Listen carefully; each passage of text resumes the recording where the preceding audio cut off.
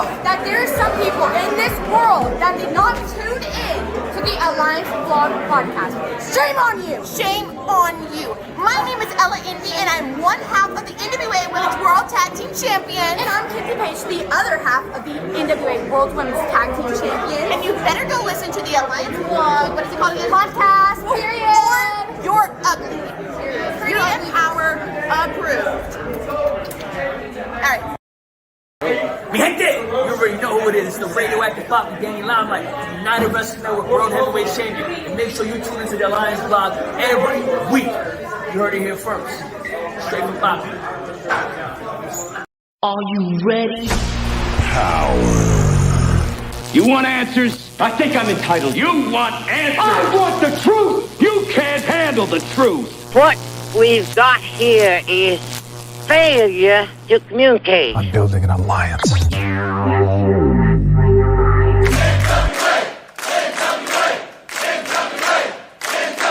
God bless the internet. Okay, let's party. It's showtime. It's time for the Alliance Guys podcast with your hosts Kevin Frazier, Jaden, DKM, and J. Cal. What is up, everyone? Welcome to the Alliance Guys podcast, a presentation of Alliance. Wait, I didn't mean to do that. Alliance-wrestling.com, your number one source for news and information for the National Wrestling Alliance. My name is J. Cal, and this gentleman next to me would be Jaden, also known as the solar-powered love machine. What's up, Jaden? Also known as One Tired Dude. One Tired Dude. That could be all of us, actually. Willie's in the house. Chris Drummond's in the house. Hoping that more of us will jump into the chat. Our pal DKM is running a little bit behind. Chris is going to go see Guardians of the Galaxy tonight. I'm a little envious. Jaden, you going to go see Guardians of the Galaxy? No. I got finals tomorrow. Oh. I mean, at some point? Maybe not. I don't know. We'll see. All I know now is I'm worried about those tomorrow, and that's it. And then I don't know what I worry about. I'm sure there's plenty that's going to come up, but as of right now, that's the only thing on my focus. That and putting on the best show in all of podcasts on the Alliance Guys. By the way, you said DK is a little behind? Yeah. Normally he's known as a major oh wait, no, never mind. Yeah, well, and today, I kind of got caught up in the moment here, but today is May the 4th. So, live long and prosper to all our, what is it, Battlestar Galactica fans? Oh, yes. And the Doctor Who, may the Doctor Who be with you or something like that. And also with you. Actually, nah, I'm just joshing, guys. I am a Star Wars fan. In fact, my favorite Star Wars character of all time was Vader. Really? I liked him when he wrestled for WCW way better when he was in WWE. I liked him better in New Japan. That helmet, like when I was a kid, that thing freaked me the F out. And like you watch him come down, and in WWE they used to call him the Mastodon, and that kind of looks like an elephant trunk and horns and everything else. I loved Vader, man, and I really wish we could have seen more of Vader in WWE like we saw in New Japan. More of the with the mask on mask, I guess. Yeah, well, I just like in general, like his WWE run was very disappointing. I know this isn't a WWE podcast; it's not even a Vader podcast. But since it is, May the 4th, let's talk about Vader for a brief moment because his career was pretty amazing. I mean, when you think about it, at one point he held world titles on 3 different continents at the same time. He was the Catch Wrestling Alliance champion in Germany, which is, Europe. He was the WCW world champion, but the title he held first was the IWGP heavyweight title. And he held those titles, I believe he held them all at the same time. Also, he was a former UWA champion. Right. El Canek, the famous Mexican luchador, a big star in Mexico, was part of the UWA and said, so he's held championships everywhere. I think he was also a former All Japan Triple Crown champion. Yeah. I think he might have even held the UWFI championship. That I'm 100% sure on, but yeah, he literally held a title on almost every continent. You know, if they had a pro wrestling ring in Antarctica, he probably would have won the world title there. Yes. By the way, I just thought of something. Literally just thought of this. You know, we're talking about Big Van Vader, but obviously Darth Vader, he was called Lord Vader, but if he ever became a Sith master, he would have been Master Vader. Yikes. Anyways, real quick, we're going to do more Star Wars stuff in a bit. Like, of course we are, because it's May the 4th. And, you know, believe it or not, we're a bunch of nerds on the show. We like Star Wars. At least I do. Jane, you like Star Wars, right? Yes, I do. I thought so. I know DKM's a fan as well. But thinking about Vader some more, he's one of these guys that, you know, after his run with WWE that did not end on a positive note. Like, I remember him literally being quoted as saying, "I'm a fat piece of shit." And I remember like, no, how dare you? You're better than that. And he ended up working some in some promotions in Japan. In fact, I believe the promotion was called Vader in Japan.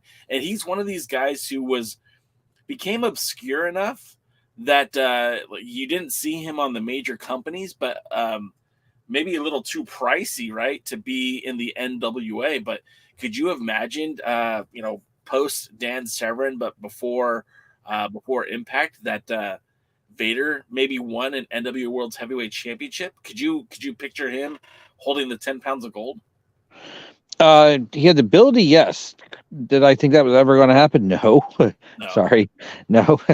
I mean, I didn't either, but what a missed opportunity. You know, when the NWA was desperate for some sort of, you know, face recognition, getting some sort of limelight, you know, exposed to them, you know, between Chris Candido, who, you know, had his time in the WWE for a brief moment, and then, you know, Dan Severn, and then it seemed like there was a lot of just, you know, guys who might not have been the best representation. You know, you had Mike Rapata, Steve Corino, you know, ended up being a kind of a surprise, but I don't think a lot of people were very big on Corino when he won the title.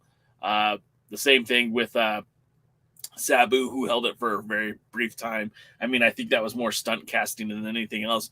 Could you imagine during all that if they would have, you know, somehow landed Leon White to come in and become the world's heavyweight champion? The one match that would have been most intriguing for me would have been him versus Shinya Hashimoto. Hell yeah.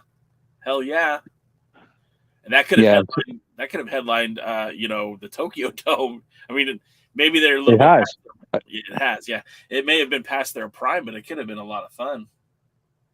Yeah, I would have liked to see that. Shinya Hashimoto was one of my favorites. He was different than the other big three. There was a big four, and yeah, he was the biggest of them, and he was different than the other ones. He was just really, really good. I enjoyed Shinya Hashimoto. I never wanted to be on the outside of those kicks, that's for sure. No, and one of the things that I loved the most about Hashimoto was, like you said it, like he was different. He looked different. Man, he wasn't built like Muda, or he wasn't built like Chono. You know, he was a very different looking dude. And his body. Can't forget Kensuke Sasaki. He wasn't built like him either. No, he wasn't built like any of those guys, and he was, but very well respected. And he was a badass in that ring. And like you said, those kicks, the way he could move in that ring for a guy his size. You know, he wasn't the tallest dude, and let's face it, he was portly. He kind of fit in the J-Cal demographic, but man, when he was in the ring, though, he moved like lightning. One of my favorite things, I can't remember where I saw it. It might have been the Discord for alliance-wrestling.com.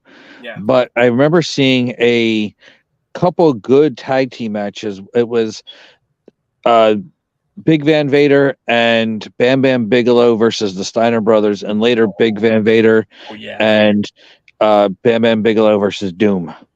Oh yeah, I think Keebs posted those. God, those matches were just incredible. Yeah, I very much enjoy big men beating the crap out of each other. Yeah, I think I don't know if Heebs coined it, but he certainly made the phrase famous: "Big meaty men slapping the meat out of each other," or something like that. I don't know, but those kind of hoss fights I think are something that I definitely miss in wrestling in general. But like with some of the biggest heavyweights in pro wrestling right now in the NWA, it sucks that we don't get more matches like that. When we had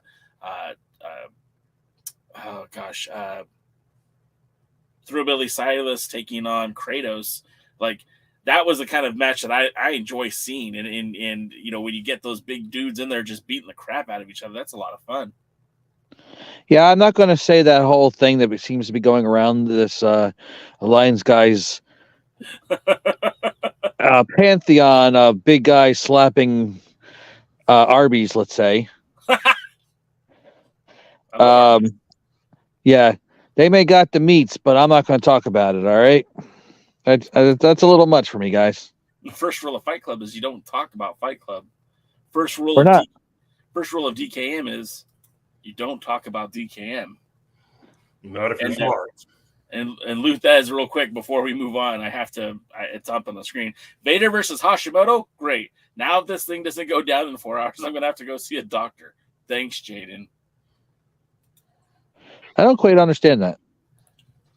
How can I say this without getting demonetized? You can't. It's like wiener medicine. Oh, okay. Willie Bowen says my spacecrafts in Star Wars are in the Alliance. It's the A-Wing and the Y-Wing. But I love the Empire's laser blaster rifles and pistols. Willie, I grew up a huge fan of the Y-Wing.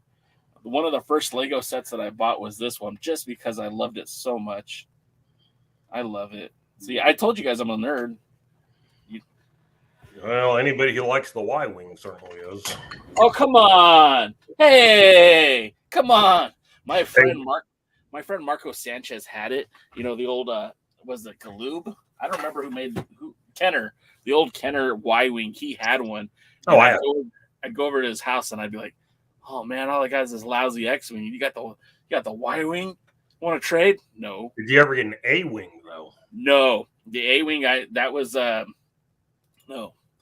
I had. Since we're going to go with the Alphabet Squadron, what about the B-Wing? The B-Wing was all right. That was kind of weird. You had them all? I had them all. It was just, I was like a Pokemon thing, man. I caught them all, except for it wasn't Pokemon, it was Star Wars ships. My brother's friend had the Walker, right? The AT, not the AT. The ATSD? Yeah, the four-legged one. No, that's the AT-AT is the four-legged one. Okay, my bad. Yeah, the AT-AT. And they brought it over, and I was like 7 or 8 years old. I was like, holy crap. And they're playing with it, and I'm like, can I play? And they're like, sure. They would hand me like, here's a stormtrooper to play with. Now leave us alone. Oh, man. And AT-AT, I had a Scout. The ATST? Yeah. You have some something on your nose there, Mr. Jaden. I mean, Mr. DKM. Yeah, right there. Yeah. Yeah, it's not blood, is it? Not anymore. Okay. Luthez, I believe he was talking about the Y-Wing, called it the F-150 of the Star Wars ships, which I don't know if it's an insult or a compliment. I drive Chevy, so I don't know. Well, if you drive Chevy, then we already know your taste. Yeah, good. I like good vehicles. Yeah, isn't the Chevy the avocado of trucks? Oh, I think so. You mean it's delicious and smooth? No, it makes people vomit. You see what I have to deal with, guys? Every fucking week. Hey, demonetized. Willie's with me on this one. All right, one more bit of Star Wars talk. Did you tell him my Willie joke? No, I'm gonna let you tell it right now because on the Twitter advertisement for tonight's show, I said, if Tyrus was in the Star Wars universe, would he be a Jedi or a Sith? And DK said, well, Willie would tell you he was Jabba the Hutt. I like that, actually. It's pretty funny. I thought it was good. It was good. I bet you Willie's laughing. Willie, give us a thumbs up. Did you like that or not? while Willie's giving us a thumbs up in the chat, you guys can give us a thumb up on the video. I'd appreciate that. It helps with the algorithm. Also, if you leave a comment after the episode, it also helps with the algorithm. So I appreciate that. Yeah, Willie says, LOL, DKM. Although I'm sure he's a little bitter that you're biting into his bit there. Hey, I couldn't help it. I don't know. Is he on Twitter? Willie, are you on Twitter? Willie, are you on Twitter? I don't know if Willie is on Twitter. I honestly, I think the only social media connection I have with Willie is on this channel, on the YouTube channel. Intriguing. I don't. Maybe I am. Maybe Willie is a part of the Facebook or something, but I don't know. No, he's not on Twitter. So All right. no. So I had to tell it for him. Mm-hmm. Doing the Lord's work there. Exactly. All right. So, what'd you think of Power? We're going to talk about it this early? Man, it's going to be a short night. Yeah. What else do you want to talk about? The end of the world as we know it. The coronation on Saturday. Hey, fact, I know you're not. I know you're a huge Royal fan, but why am I seeing all these like tweets about people like, F the coronation or shove the coronation up your ass and all that stuff? And I'm like, man, how does DK feel about that stuff? Oh, I don't see much. Well, we all know Twitter's a cesspool. It is. No, it really is. If there's something negative, to say, Twitter will amplify it by 50 billion. But seriously, though, folks, as for the actual question of Power, I found this week's Power a little bit interesting. Okay. It was a longer one than they've had for a while. Yeah. It clocked in at, I think, just over 50 minutes or 51 minutes or something like that. And 2 title matches, although we'll talk about the quality of the title matches a little bit. Huh. And 1 non-title match with a champion, which, by the way, I'm pretty sure they got Kamille a new belt. That belt looks bigger than the old one. I know the old one, and if you look at the thumbnail for this chat, for this live stream, it was the older belt, the belt that she had at Hard Times, and it looked very, very clunky and almost like a toy. Well, it was all the shine had come off that one.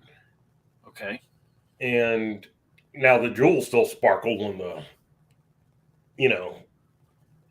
lights hit them right. But the belt itself wasn't shiny, but it was smaller. I'm pretty sure it was smaller because this one definitely looked bigger to me. And so I'm assuming they probably got it when they got the new TV title. And it's funny, like I've heard the controversy about the TV title, but I didn't know any about that. I didn't recognize it. I didn't realize that they changed the logos. Yeah, it's weird. I don't know what the backside plates show. They might be just NWA because that's kind of the way they have done some of their other belts. And they seem to have modeled it on the junior heavyweight, and that one side plate says AI, which I'm almost certain is Austin Idol. Ooh. And the other one, I think, says GS, from what I could tell. And I have no idea who that is because I couldn't find a GS in the history. Garvin. So, I don't know. Yeah, I don't know. Gail Sonnenberg's the only one I could come up with. But no, actually, somebody else came up with that. But GS. That's a bunch of BS, if you ask me. Well, maybe that's what it was. But of course, as usual, they've taken the time to explain it. So Billy, since I know you watch this show, have someone explain to us the new TV belt and what the side plates are. Thank you. So anyway, but we had that non-title women's match, which was, an actual TV main event quality match. Moved a little slow, but we'll talk about the details again as we start talking about the show itself. You know, in the video description, I did mention that we're going to talk about Kamille. So let's talk about Kamille since we already are talking about Kamille. Who's Kamille? The one-time women's world champion, the person responsible for the Burke. It's in her custody, and somebody should be. Tom normally is. That's what I've heard. According to the promo, yikes! No, I've been very. We've celebrated Kamille a lot on this podcast, right? Like we've talked about what she does in the ring, how capable she is in the ring, how she went from almost like a rookie, right, in her first few matches in the NWA to like I think we'd still argue that she still has some room for growth, but she's leaps and bounds better now than what she was even just a few months ago. And I feel like we talked about this on the last episode where it felt like Kamille is probably the face of the NWA at this point. And maybe even Kamille, you know, she did the full-blown, went from a heel when she came out with Nick Aldis. So now she seems like a baby face, right? But now it almost feels like Kamille is coming back around again. And, you know, either this is excellent foreshadowing or I am reading far too much into the tea leaves. But we had Kamille at, she faced La Rosa Negra at 312, was very excited to face La Rosa Negra, put La Rosa Negra over big time before their matchup. Before that, she wrestled against Aren in the AAA when they had their matchup. Excuse me, not Aren, but La Haida. I think that's how you say it. I'm still learning Spanish, guys. Sorry, I'm not perfect yet. And that match, that was a struggle. And we, you know, I talked about at the time with you, DK, we said it on the show that, you know, Kamille had some very bad travel arrangements. They almost didn't even make it to Mexico. I guess their original flight that was supposed to leave out of Nashville was canceled. They had to drive to Atlanta to get a flight from Atlanta to Mexico City. And it was like a 24-hour obstacle trying to get to Mexico City, where she was in the semi-main event for the second part of the night in the matches. And Kamille has been really taking on everybody that they've thrown at her, whether it be former WWE talents, former Impact talents. You know, she wrestled against Chelsea Green. She's wrestled against Max the Impaler. She wrestled against Kylan King. She had victories against this girl. Oh, what's her name? Allison Kay. She beat everybody. She even beat the newly acquired AEW Taya Valkyrie. Like, she's beaten everyone. And we get to Mexico, and she struggles in that match, but she still finds a way to win. She gets the 3-1-2. She beats La Rosa Negra. And now we're looking at a women's world champion who's done everything and beaten everyone. And maybe she's tired, boss. Maybe she's just run out of gas. She's held this title for now 700-plus days. She's beaten everyone that they've thrown at her. And then on the Power, on this week's episode of Power, she wasn't the dominant force we're used to seeing. DK, what are your thoughts on that? How do you keep somebody interesting? And I think that's always the trick when you have long-term champions. Now, let's remember, back in the day, when you'd have a long-reigning champion like a Luthez or a Harley Race or the early part of Ric Flair's career, or even, Vern Gagne or the WWE champions, there wasn't this bombardment of news and social media and all that stuff. And so you only saw the champion every now and again, especially if you were an NWA member. You know, Ric Flair came into Texas about 6 times a year, 6 to 8 times a year, and a couple of those times weren't even for TV. You know, they would bring him in on some of the other shows. And, you know, keep him a week and then, or a few days and then send him back. And so you never really got tired of long-term champions because you didn't see them that often. And, you know, WWE, AWA, they rarely ran any place more than once a month.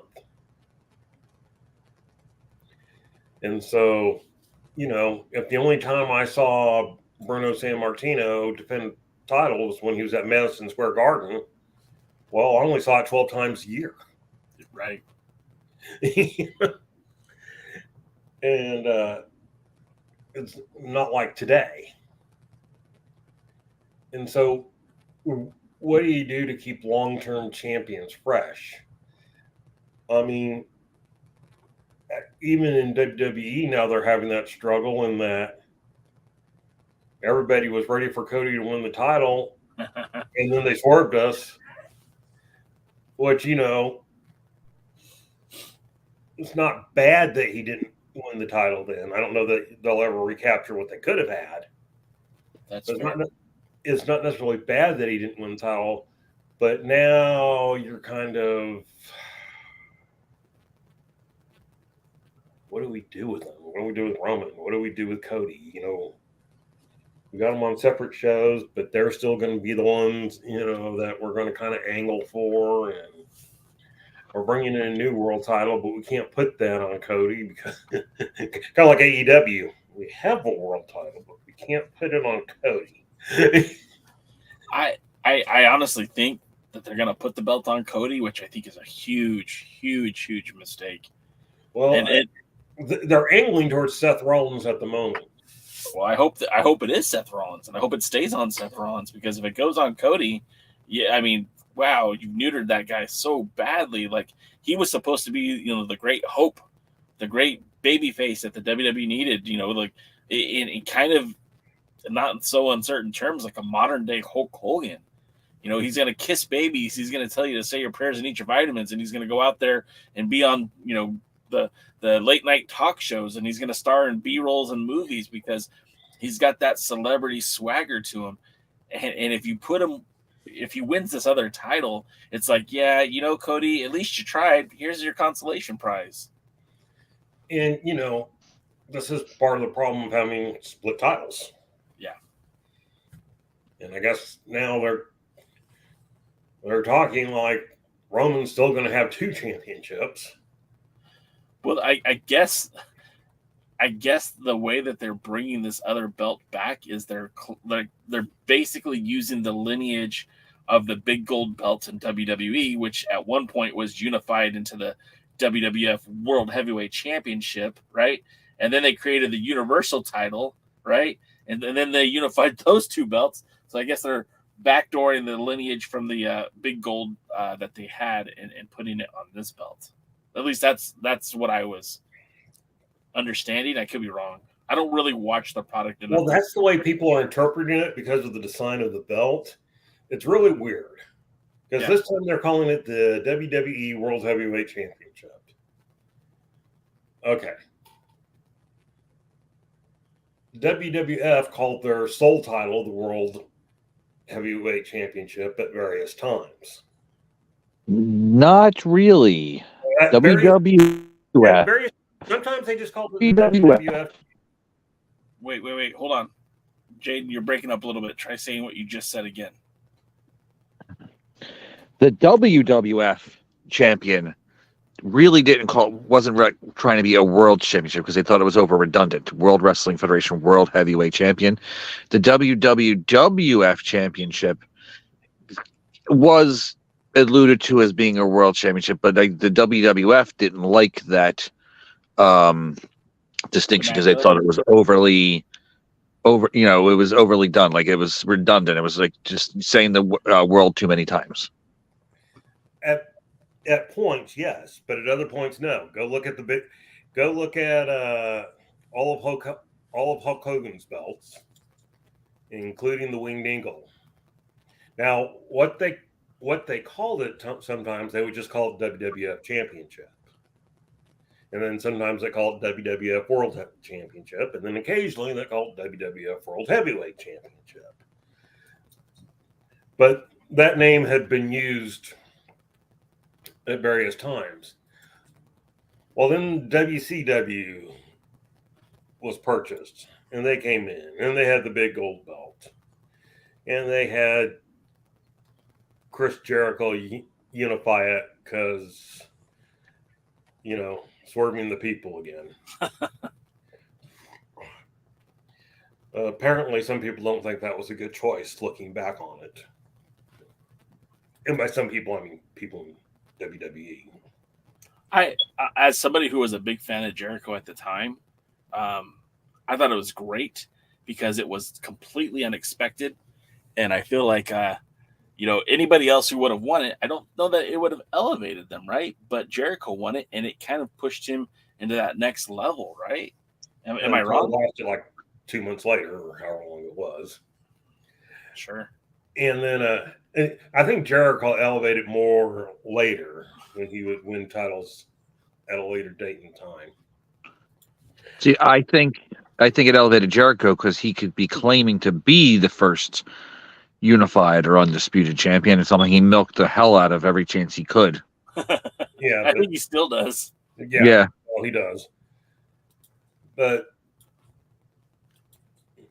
either way, so there was that belt, there was that title. And when he unified it, then it was the undisputed championship. And they didn't use world then. It was just the undisputed championship.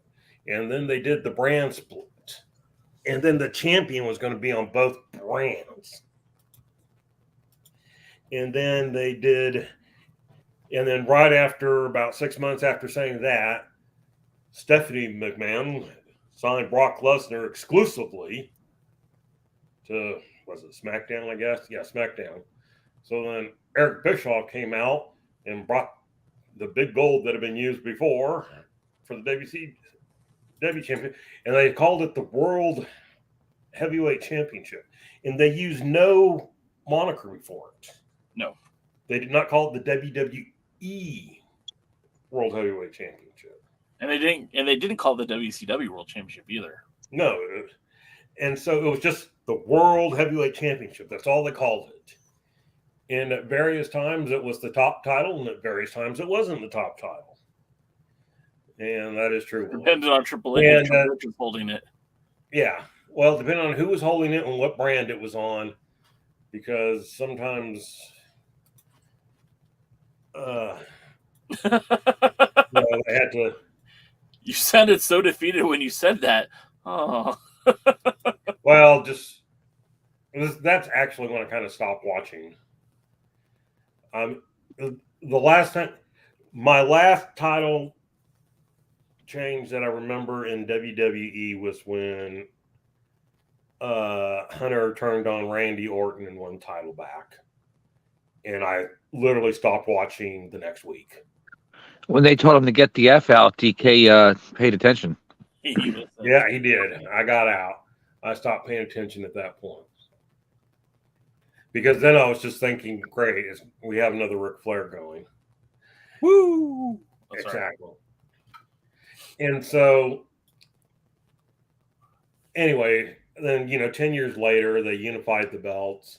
And then they called it the WWE World Heavyweight Championship. And then that's what the belt says. But then but for how long, James? And then they went out and, split the titles again. And every time they do a brand split, they think they need to do the title. One thing, talk about people who don't learn.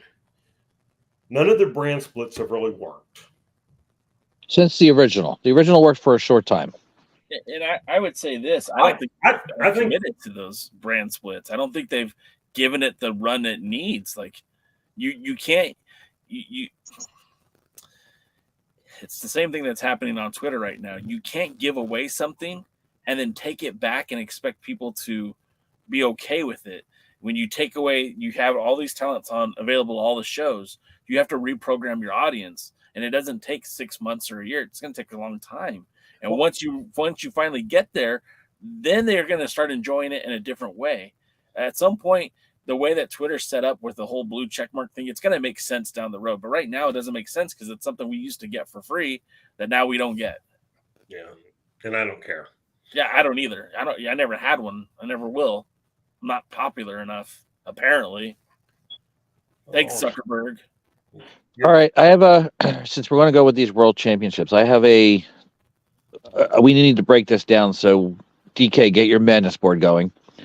If we say the WWE Championship at Raw is the championship that goes back to, Bruno Sammartino and Buddy Rogers and stuff, and the World Heavyweight Championship they just introduced is the lineage going back from WCW to what it is now, and the Universal Championship is its own lineage.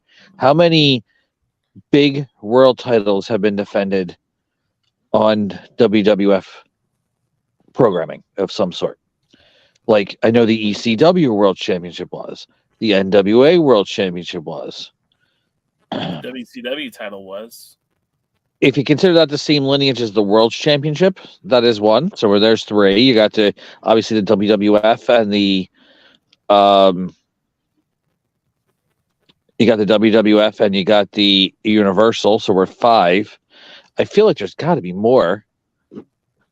Has any other recognized in one way, shape, or form World Championship been defended?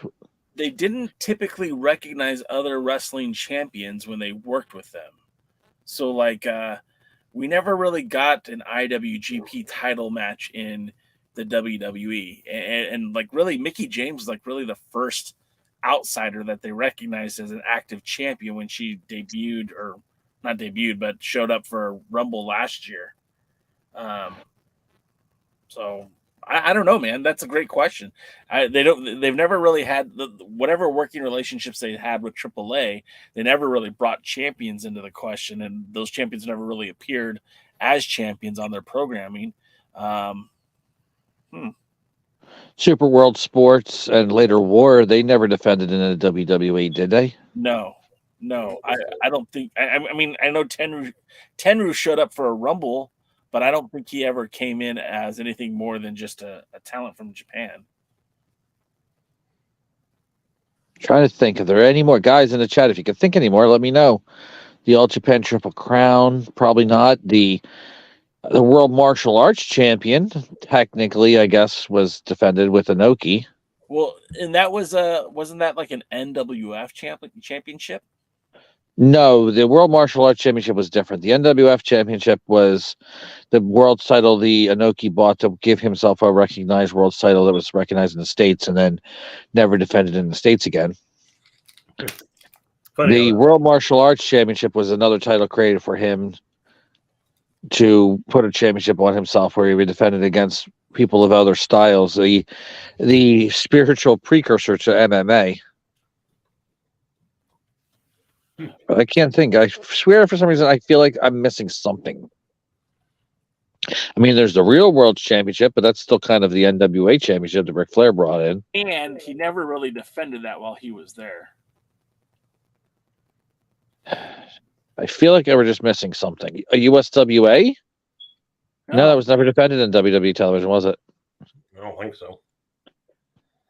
Smoky Mountain wasn't a World Championship, and it was only the tags. If anybody can think of anything else, let me know. I just feel like I'm missing something. Okay, so some of the other promotions at the time, you mentioned ECW, you mentioned USWA. They never really did anything with the AWA. When they bought the rights, the AWA was already a done dead deal.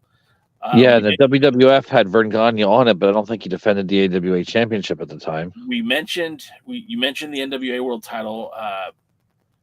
You also mentioned the ECW world title. But I can't really think of anything else. Ring of Honor, Impact. No, Mike brings up the NWA World Tag Team titles that were part of the storyline, the NWA Invasion in like '98. But that's a continuation with the NWA though. Okay.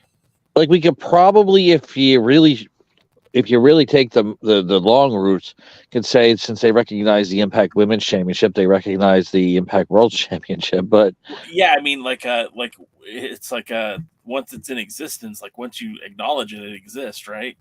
Yeah. Descartes said, "I think, therefore I am." So if they acknowledge that title exists, that the women's title exists, then with that being said, then they have to acknowledge that the men's title exists. That makes it canon. Yeah, exactly. It's canon now. Yeah. Oh man, that means that Daredevil's coming back. Dave Dahl? God, no. You know what? We should have him on. And then just talk shit about him the entire episode. He'd probably be used to it. We should have him on and just not actually have the broadcast go on. Just have him talk to himself thinking he's going to be a star. Just record the episode and then send it to him, and it's just him. Yes. His ego would probably love that, though. I don't want to know what he does with his ego when I'm not around. Let's see. No, so that's a great question. If you guys have any answers, let us know. Mike's trying to go through he's picking his brain. Let's see. While we're at it, because this is a Star Wars day, if you're a fan of the Star Wars trilogy, first I want to know what was the best trilogy, what was the best single movie in the trilogy, and I want to know who was your favorite Jedi or your favorite Sith. That's an easy answer, guys. I don't have to say it. It's obviously The Last Jedi, the best movie ever. You're just trying to get that heel heat. Luthez brings up the fact that Carlos Colon was in the Royal Rumble, but he's not sure if it was the WWC Universal Champion at the time or if it was just acknowledged. I mean, he might have showed up with even recognized as champion, but I think the question Jaden asked is, did he defend it? That may have happened though, because one of the original owners of the World Wrestling Council was Gorilla Monsoon. That's true, right? That's true. I know that. As far as a lot of things, want to know how far back you look. Remember, Vince was part of the NWA until WWF was formed, and then, although people dispute what his association was, I've heard that he basically rejoined. He was a member again of the NWA. Yeah. And so, we know he had a close relationship with Eddie Graham, but it's certainly possible that they brought in somebody from Mexico or somebody from, Japan. One of the WWF titles that they recognized, if you look at the belt closely enough, had another promotion's initials on it. Who was that? I'm trying so hard to think of which one it was. Maybe was it the junior heavyweight?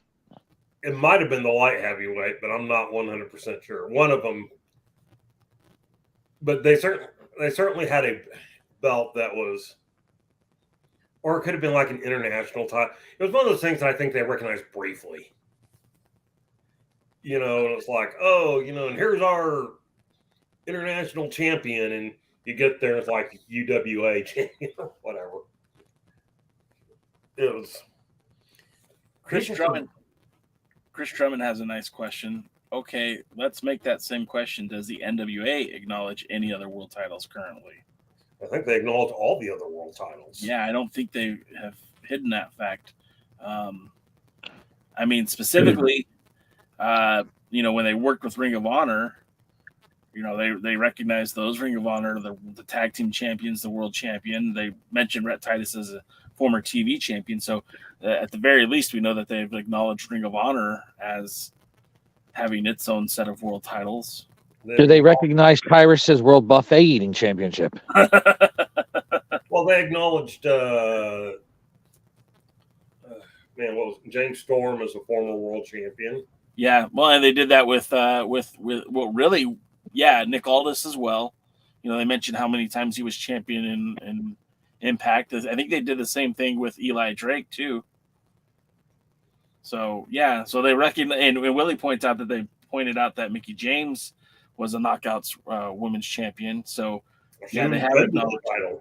Yeah, they did it with Gianna Perazzo too. That's right. Willie's got beef with you now, Jaden. Quit stealing his lines. Well, you can get the beef with the Aldis joke. No, the Arby's joke earlier. That was the meats. The meats. Yeah. He says. All right, now we're talking about beef, and I'm thinking about Wendy's. Wendy's, where's the beef? Exactly. You look like you got chew in your mouth, and I know you don't chew. You look like you got some chocolate. Right? That's chocolate. Chocolate. All right, so real quick, going back to the Star Wars stuff, because it is May the 4th, and that's no moon, that's Tyrus. Wrestling with MMA says that he liked, and that's Jeremy for you guys who don't know, that he liked Darth Maul because he had a cool look. Yes, he did. Mr. Willie Bowen said that Han Solo was the best movie in his opinion, or Han Solo was his favorite character, I guess, and he's saying that the best movie in his opinion was Return of the Jedi. Mike says Empire Strikes Back and Darth Bane, and I don't know Darth Bane. I know that's like I think it was from the comics or maybe from the books. I read the original Timothy Zahn trilogies, but I didn't read anything after that or really any of the comic books. But he was at his height of his power, made Vader look like Pee Wee Herman. Did either of you guys read the comic books or the books of the Star Wars movies? I'm very familiar with the expanded universe, but God, some of that was convoluted.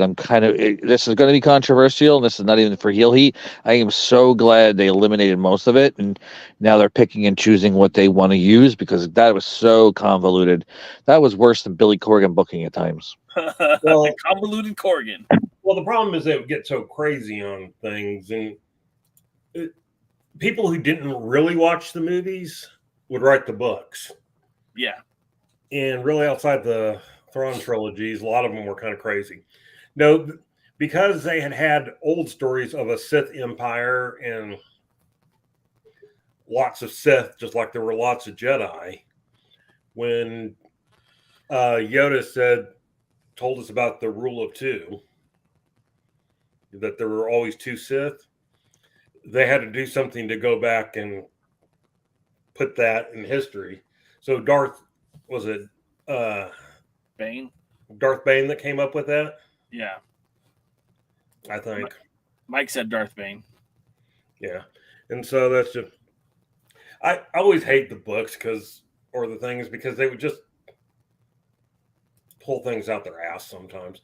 One of my favorites is that they would go, for those who remember Attack of the Clones, Sifo Dyas or Diaz or whatever his name was. Master Cypher Diaz. He made that ordered the. He was Sifo Dyas. He was the Spanish Jedi, right? Yes. The Mexican Jedi. Right, and he was the one that ordered the clone army. But in the book history, he is actually the one that ordered the clone army. The problem is, if you actually pay attention to the movie, Obi-Wan says he was dead before then. Yeah. And it's just like, and when you point that out, Obi-Wan said he was dead, remember? I thought he died before that. And people are like, well. And then the other thing they do, and now they're doing it even in continuity and stuff like that, they bring way too many people back from the dead. It's almost like a comic book. They brought Darth Maul back from the dead. I kind of like the way that they brought him back, though, because it's not like he came back and he's like, hey, guys, I'm alive. It's like he's got full robot legs because he was cut in half. Well, yes, but I'm pretty sure that would have killed him. And don't give me the typical alien BS stuff. And, of course, they brought Boba Fett back. They brought the Emperor back. Somehow Palpatine returned. Yeah. I'm gonna say this as a longtime Star Wars fan.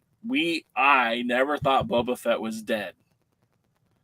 I always thought he was in there trying to escape.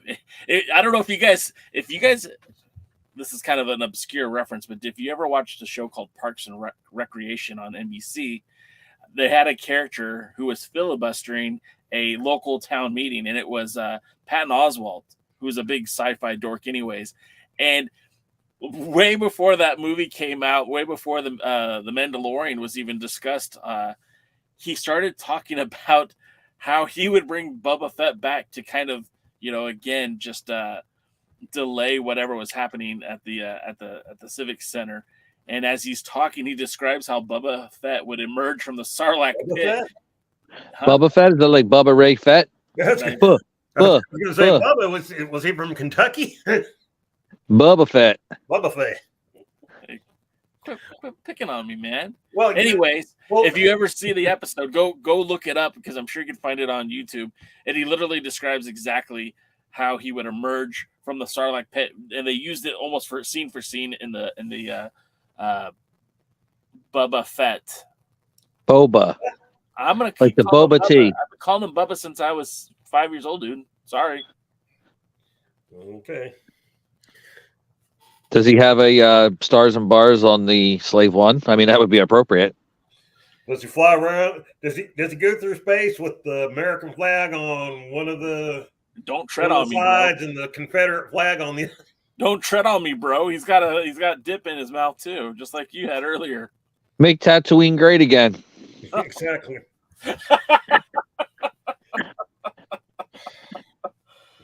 Just out of curiosity, who was he rooting for in the January 6th trial? But anyhow. Does that mean, wait, if he's Boba Fett, does that mean he's actually dating Omega? And if you really understand that, you are deep in the Star Wars lore. I'm sorry, Omega. Omega. Well, while we're talking about nerd stuff, James H. Jackson is doing the Lord's work talking about wrestling, and he's bringing up the Wrestling Summit, which was a pay-per-view event that was produced and scripted collaboratively between the World Wrestling Federation and Japanese All Japan Pro Wrestling and New Japan Pro Wrestling. The joint venture took place on April 13th, 1990 in the Tokyo Dome in Tokyo, Japan. It was a pay-per-view in Japan in 1990. Oh, he was answering. And the pay-per-view was called the WWF All Japan New Japan Pro Wrestling Summit. I also know that there was the World Peace Festival that was held in Los Angeles. That was a Nanoki show. And then this had anything to do with the WWE, but they featured talents from the NWA, AAA, WCW. It was a weird time because you had Dan Severn in the main event, who was the current reigning and defending world's heavyweight champion with the 10 pounds of gold to boot, on a card that was heavily featuring WCW talents, AAA talents, and talents from New Japan. What about the original Brian Pillman Memorial shows? That was a smorgasbord of multi-promotional wrestling. And the Brian Hildebrand shows too, right? Like they went all out for those shows. Didn't they mix the Brian Hildebrand and the Brian Pillman shows after a while? Yeah, I think so. I think they started off as two separate entities, but then just kind of blended it together. Did they just become the Bryans? Luthez, I don't take my pleas for mercy as real. Like, that's what we do when we're not talking on this particular vehicle. We literally bust each other's balls all day on Messenger or on Instagram or whatever it is. These guys are my pals, my buddies. I finally got to meet them in the last calendar year, and I've known them for so long, they can't say anything that would really hurt my feelings. And likewise, I don't think I could really hurt theirs either. Avocado sucks. That doesn't hurt my feelings. If you don't want to enjoy guacamole, that's on you, bro. Yeah, I'd like to keep the baby shit in the diaper, personally. Keep it in the diaper. That's fine. What you enjoy eating doesn't affect me, man. You know what I'm saying? Like, I had your It sure does. It sure does affect you. You were really affected when you came up to New Jersey, and you were affected by the Jaden sandwiches and the pizza. No, the pizza was fine. The pizza was fine. The sandwich did kind of hit me. I'll take that one. But the pizza was fine. That pizza was still, that pizza. I'd eat that again right now. That was delicious. And I like the sandwich. Don't get me wrong. It didn't like you back. I know. Yeah, it did not like me back. What was the sandwich? It was roast pork and cheesesteak with provolone, sharp provolone, and pepper jack cheese. I think it was the. I think it was a loaded tots that probably didn't work well for you, though. That too. James says, if you have guac at the events, I'll come to a dog event. He'd pass out on a paying customer. We have guacamole and Daredevil Dave Doll. Two things that suck.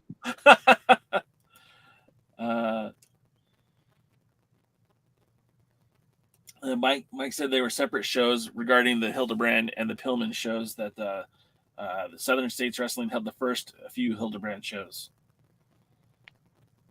And then Mike also says Santillo's in Elizabeth, New Jersey. Jade, how close are you to Elizabeth? I don't think you're close, are you? Not at all. Randy Savage was way closer than I am. Oh yeah! I was waiting for that joke. Hey, would Macho Man Randy Savage be a Sith or a Jedi? Oh, with that voice, he would be definitely be a Sith. Or would he be a Wookiee? Oh, that was damn good. I couldn't do that again on demand if I wanted to. That was really good. That was exceptional. Nicely done, sir. My set's falling apart over here. Well, it's just like Great Grandma Georgina used to. Oh no, that's Great Aunt Georgina. Great Aunt Georgina used to say. Okay, I actually had Wookiee steak. It was a little bad. It wasn't bad, but it was a little chewy. Yeah, I've heard that one. Yeah, we've heard that one. Come on. Anyway, as Great Aunt Georgina used to say, "Shut up, boy. You talk too damn much." Anyway. I'm trying to avoid talking about power, dude. Do you want to talk about power? Because we can talk about power. Well, you see how well that went. We were talking about the meal before we all went down in a handbasket. How about unlimited power? Sith joke. You didn't do it with his voice, but well, I couldn't. I'm sorry. My voice cannot crack like that. No.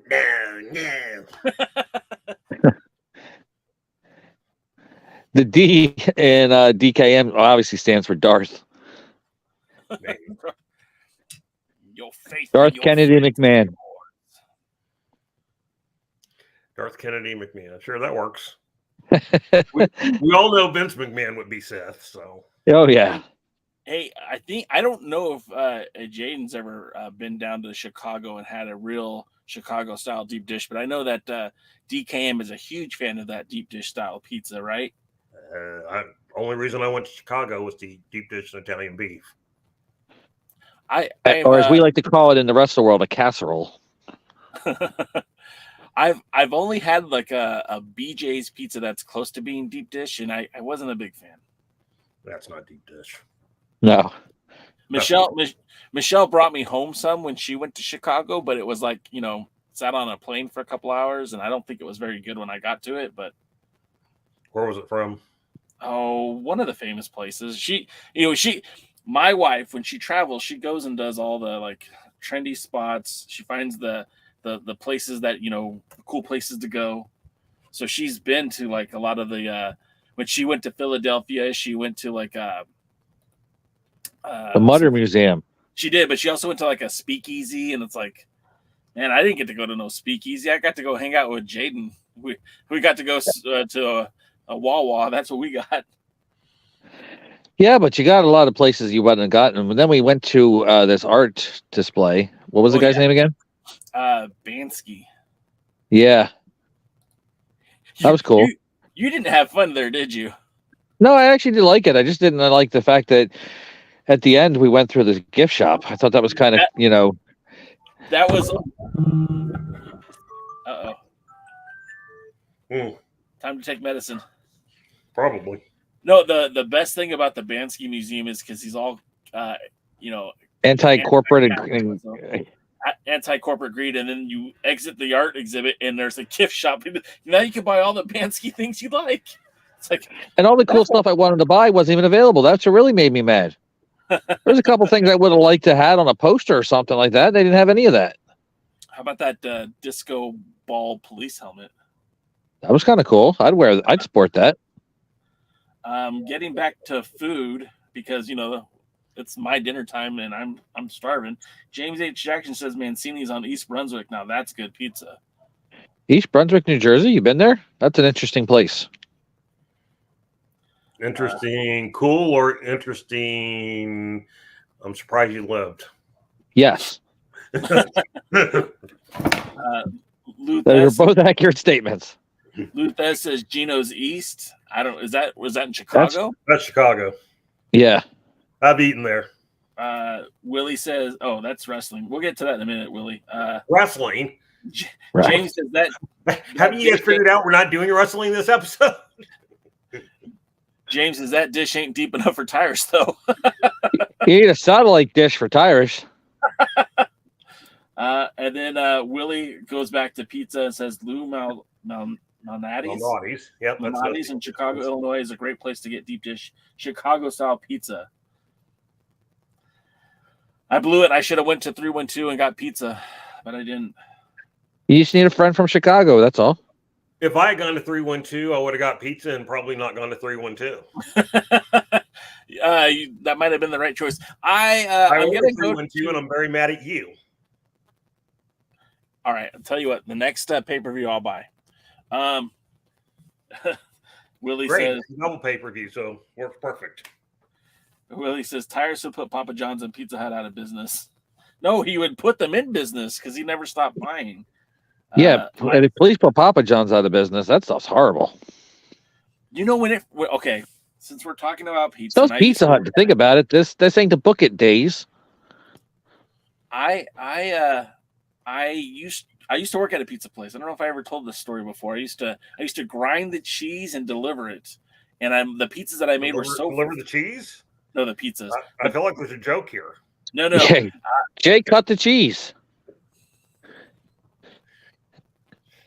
The pizza, whenever I tried to make it into a circle, it would come out kind of like a football. So they didn't really like me make the pizzas anymore. And I kind of understood what I like and I didn't like. And after I stopped working there, I no longer ate Domino's or Pizza Hut.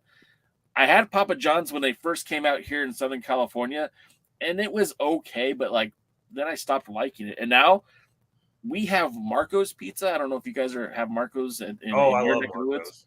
Marco's is fantastic.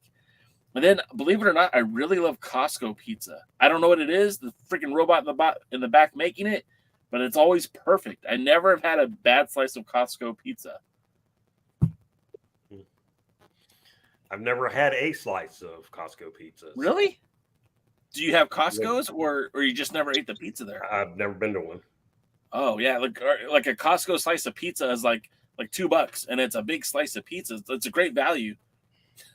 Here and I don't work for Costco, but if they want to advertise, we'll let them. Yeah, absolutely.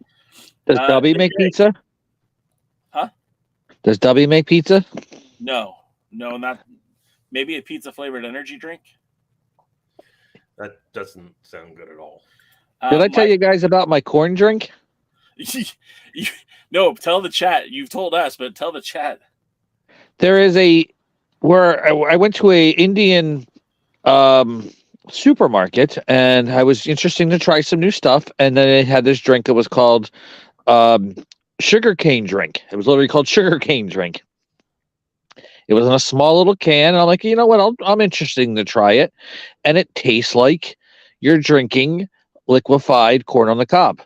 Like, you got a really good corn on the cob, really sweet ear of corn, and you do what you do, and you don't put butter or salt on it, and you just eat the corn. It's exactly what it tastes like, except for it was a liquid substance. It was, I don't know if I'd drink it again. I'm not sure, but now I can say I drank corn and not just corn syrup. Yeah, that's awful, man. That sounds really, really bad. It wasn't bad. I just wouldn't call it good either. That's fair. I'd call it bad. I don't know what movie this was from. Maybe it was like it's a 90s movie. I don't remember which one though. And it was like the quote was, "Sex is like pizza. Even when it's bad, it's still pretty good." And They've never been to Buffalo, New York. Oh, I was just going to say. They never dated one of my ex-girlfriends. So, you know. And now that we say that out loud, I remember the one time that I was in Orlando, Florida back in 2002, right around the World Series. I was watching the game in a hotel room, and we ordered Italian takeout, and everything about that Italian restaurant was awful. The lasagna, shit. The spaghetti, shit. The pizza was shit. I'm like, what? Why do people go to Florida if the food tastes so horrible? Disney World. Yeah, and that's where it's the worst. I remember being in Disney World one time, and they had this big breakfast buffet thing at the resort. And I went down, I was looking at things, I go, and one of the things they were serving was biscuits and gravy. I go, well, you can't really screw up biscuits and gravy. No, yes, you can. I go, so I'll get that. And that's when I learned that Jay was right for once in his life. Yes, you can. It's really screw it up. Living in Southern California, and my wife loves biscuits and gravy. I've never liked biscuits and gravy. I don't like biscuits, but I think it's not because biscuits and gravy are bad. I think I've just never had good ones, right? I went to when I was in Atlanta. Larry and my buddy Larry, took me to this nice place, and I ordered the biscuits and gravy, and it was more like it almost looked like a stew. And these biscuits were amazing. The gravy was delicious. It was incredible. And then we found a local place not far from where I work that have incredible biscuits and gravy. But that's like the only place I'll go and eat biscuits and gravy. And I'm about to say, if you don't like biscuits, I mean, you've obviously had the wrong biscuits. No, that's what I'm saying. Like I've never had good biscuits and gravy at a restaurant. I've had good biscuits before. But never like with a good flaky biscuit, and it's like, you know, got the sweet and savory at the same time, and the gravy. You know, I can't find that anywhere. And I'm DK, since you're more southern, your biscuits and gravy, flaky or buttermilk? Me personally? Yeah. Buttermilk. Yeah, me too. Well, I don't mind a good flaky biscuit. Oh, I like biscuits too. But man, when it comes to putting stuff on it, the buttermilk biscuit's the way to go. And Willie's telling me that Brazzo Pizza in LA has a good pizza restaurant. And that might be something I check out in the future, because I don't live far from LA. I'm only a couple hours away.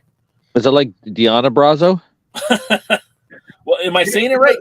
You know, the great thing about California, what's that? Is that if you want to go someplace, sometimes it's 2 hours by car and an hour and a half by foot. Yeah, the thing about California is we don't. They like to party.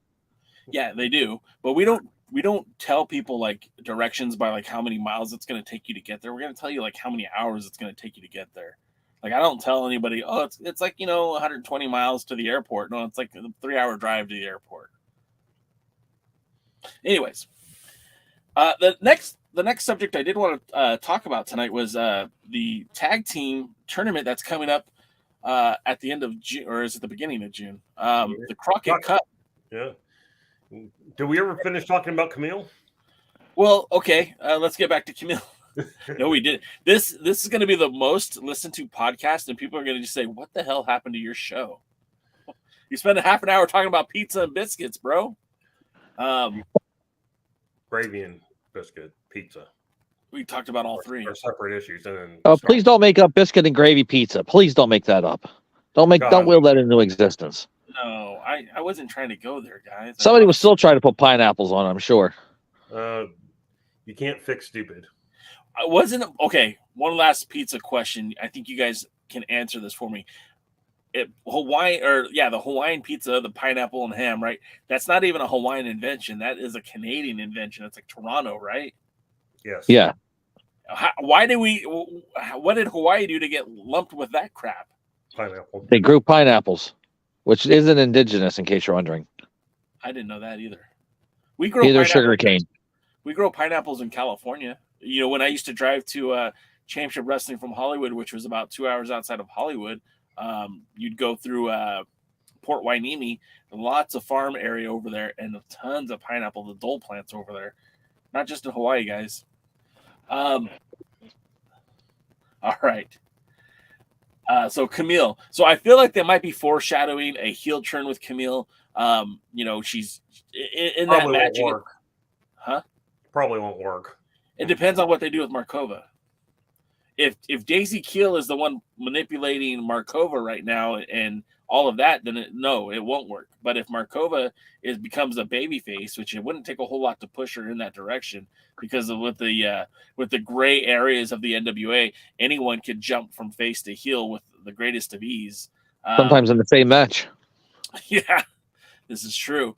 I don't think it would take a whole lot to make Markova face, and by the nature of that, pushing Kamille as a heel, you know, if you just look at the last couple of appearances, the promo from last week where she was speaking on behalf of Tom, where she kind of neutered him in discussion, like, "Oh, my baby should be world champion, but that's okay. That's okay, baby." You know, it just kind of felt like she was really talking down to him. Well, that's an old trope. They did that when they first put them together on screen. But they seem to get away from that for a while. Now it's coming back again. You know, they're very weird in that yes. they don't seem to do face or heel anyway. Yeah. You know, we've had on the show people say that, you know, Billy likes the crowd to react naturally, which they don't a lot of times. And you know, that's where I'm going. I go, I'm not saying they are or aren't trying to turn her heel, but it wouldn't surprise me if they're just not doing much of anything. It's just like, okay, this is the current. Maybe that's just her personality. Well, I think, yeah, I think they've not actually portrayed Tom as the smartest or best or most in control person. I mean, their whole portrayal of him has kind of left a lot to be desired. And so I don't know what they're trying to do. I don't know where they're trying to go with it. And, you know, I said last time, I go, you know, they tried to keep Kamille heel for a long time when the fans were still cheering her. Yeah. And even she would point it out because they would cheer her and then boo Tom. And she's like, "You're going to cheer me and boo him?" And everyone's like, "Yeah. Mm-hmm. We like you." And so it will be interesting to see if they're actually trying to do something. Although I don't have a lot of faith because, you know, again, look at Odison, who, you know, was a heel and then was a face and then was a heel again. And we don't know why to any of it. Yeah. Although we do blame George a lot. So do you think? I try not to think. That's we noticed that. Do you think that they are trying to maneuver Kamille into a more heel role, or do you think that that's me reading too much in the tea leaves? For right now, I'm going to say it's you reading too much into the tea leaves. Okay. We would have to wait and see if there's going to be a definite moment, and also what would happen after the fact. You know, let's see what happens at the next pay-per-view or whatever. You said it won't take a lot to make Markova face. With all that makeup, I'm sure it takes a long time to make that face. Oh, shit. That's good. I don't got to come back for that. That's good. What I was going to say, though, is this.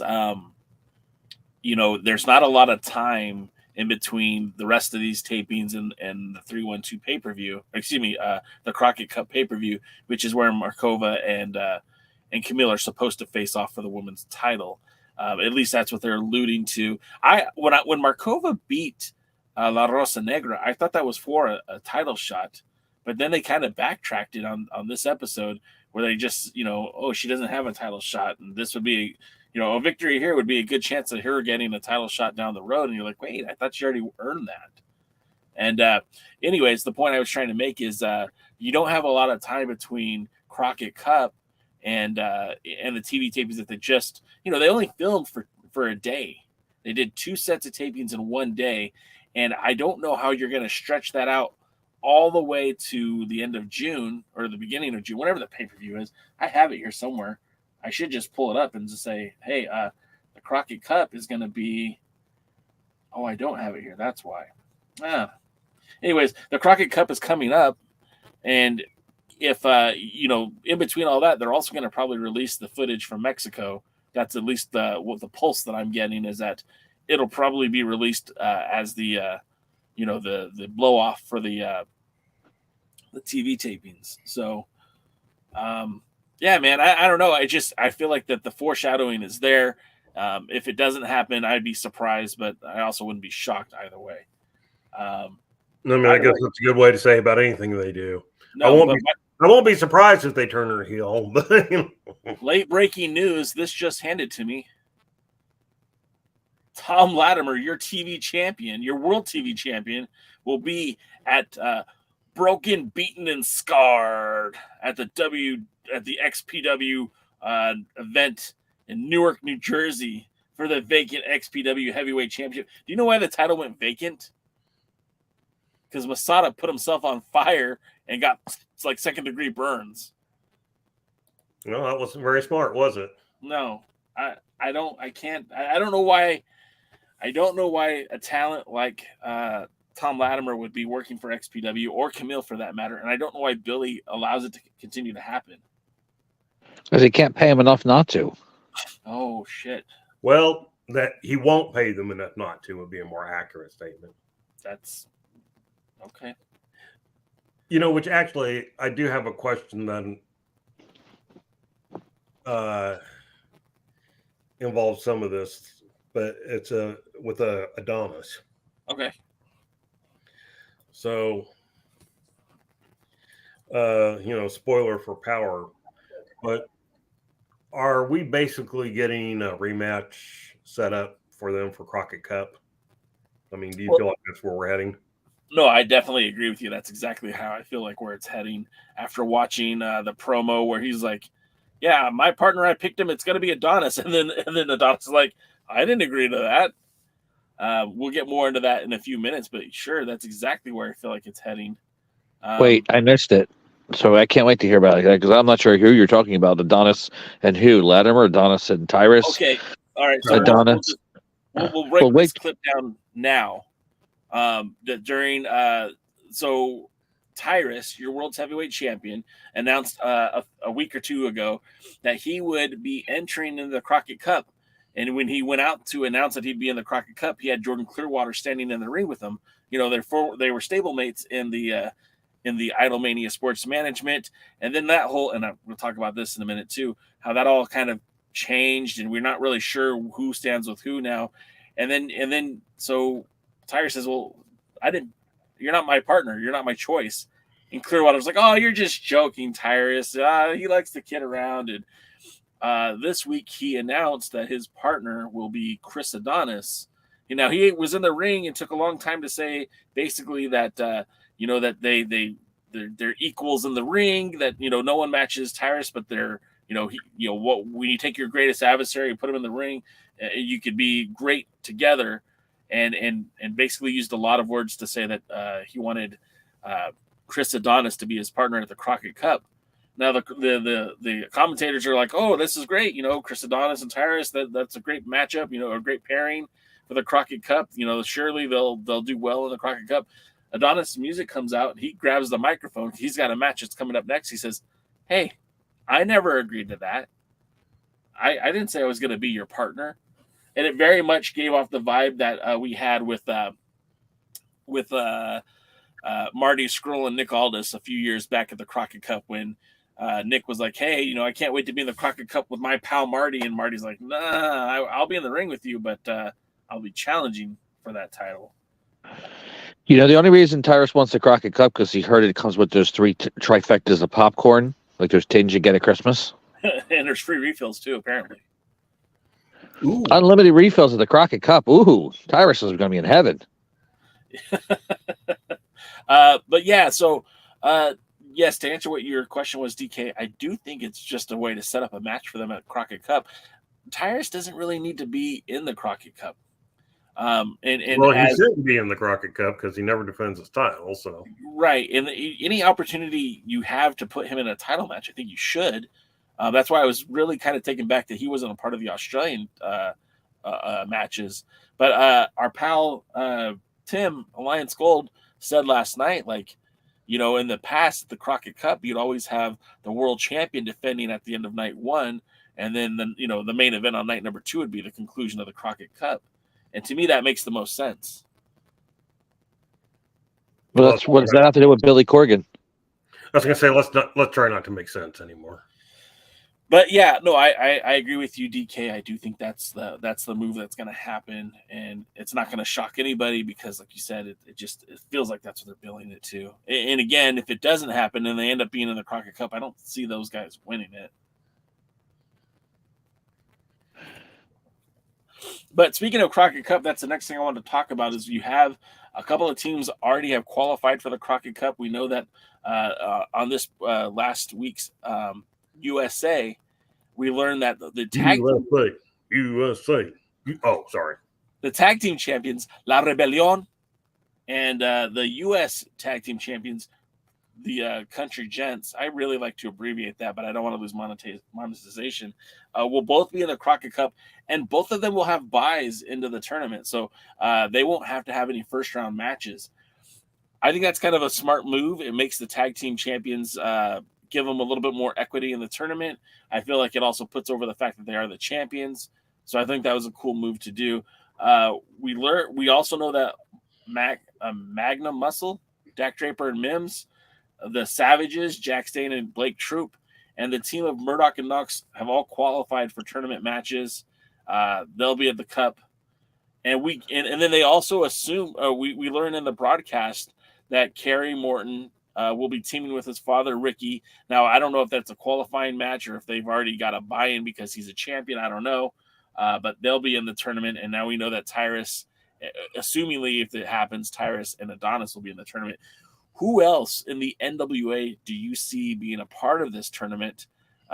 Because we do have some guys that have been eliminated from the qualifying matches, like, you know, the Fixers got eliminated. That there was another Fixer adjacent tag team that had been eliminated, and who else? I think who was the other team? I can't remember. But we've had 2 teams eliminated through qualifying matches.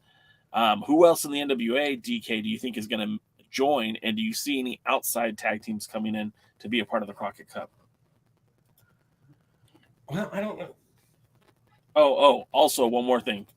Kratos and Odinson mentioned that they will. Odinson said that him and Kratos will be in the Crockett Cup. But again, I don't know if that's a qualifying match or if they just get pushed in because of, I don't know. Yeah, it's hard to say because I don't really know what they're doing. It almost sounds like they don't either. Yeah. Because they kind of said, like, you know, they're doing between 20 to 24 teams. That was May. She said that while interviewing the Country Gents and said, yeah, there's going to be 20 to 24 teams. You're like, wait. It's only a month away. You don't know yet? So I'm assuming that some of them are in that counts some of these people that have been in the quote-unquote qualifiers. Yeah. Which, to me, is just an early tournament match. I don't know. Yeah. And so I don't know how many teams they plan on having at the event. I really didn't feel like Crockett Cup was a good 2-day event last time. In fact, actually, both of their last 2-day pay-per-views, I don't feel it worked well. I think, so we were at Hard Times, and that should have been just a one-night pay-per-view. The second night was really supposed to be more of a... What was a TV taping? Yeah, and it felt like it. it wasn't a great event. But then the 312 pay-per-view had a next day of TV taping. The Crockett Cup from last year is being there live. It was disappointing the way that they structured matches again. You had all the tag team matches basically on Saturday night, with the main event being a match that just felt like it was a screw job ending, when you probably should have had the main event of Nick Aldis and Matt Cardona on that match on that night, and not save it for night number 2. Yeah, I don't know. It's just, I don't really understand what they're doing, and I don't know who's out there on the independent scene. I mean, I don't see them teaming up with anybody, because I don't think anybody needs to.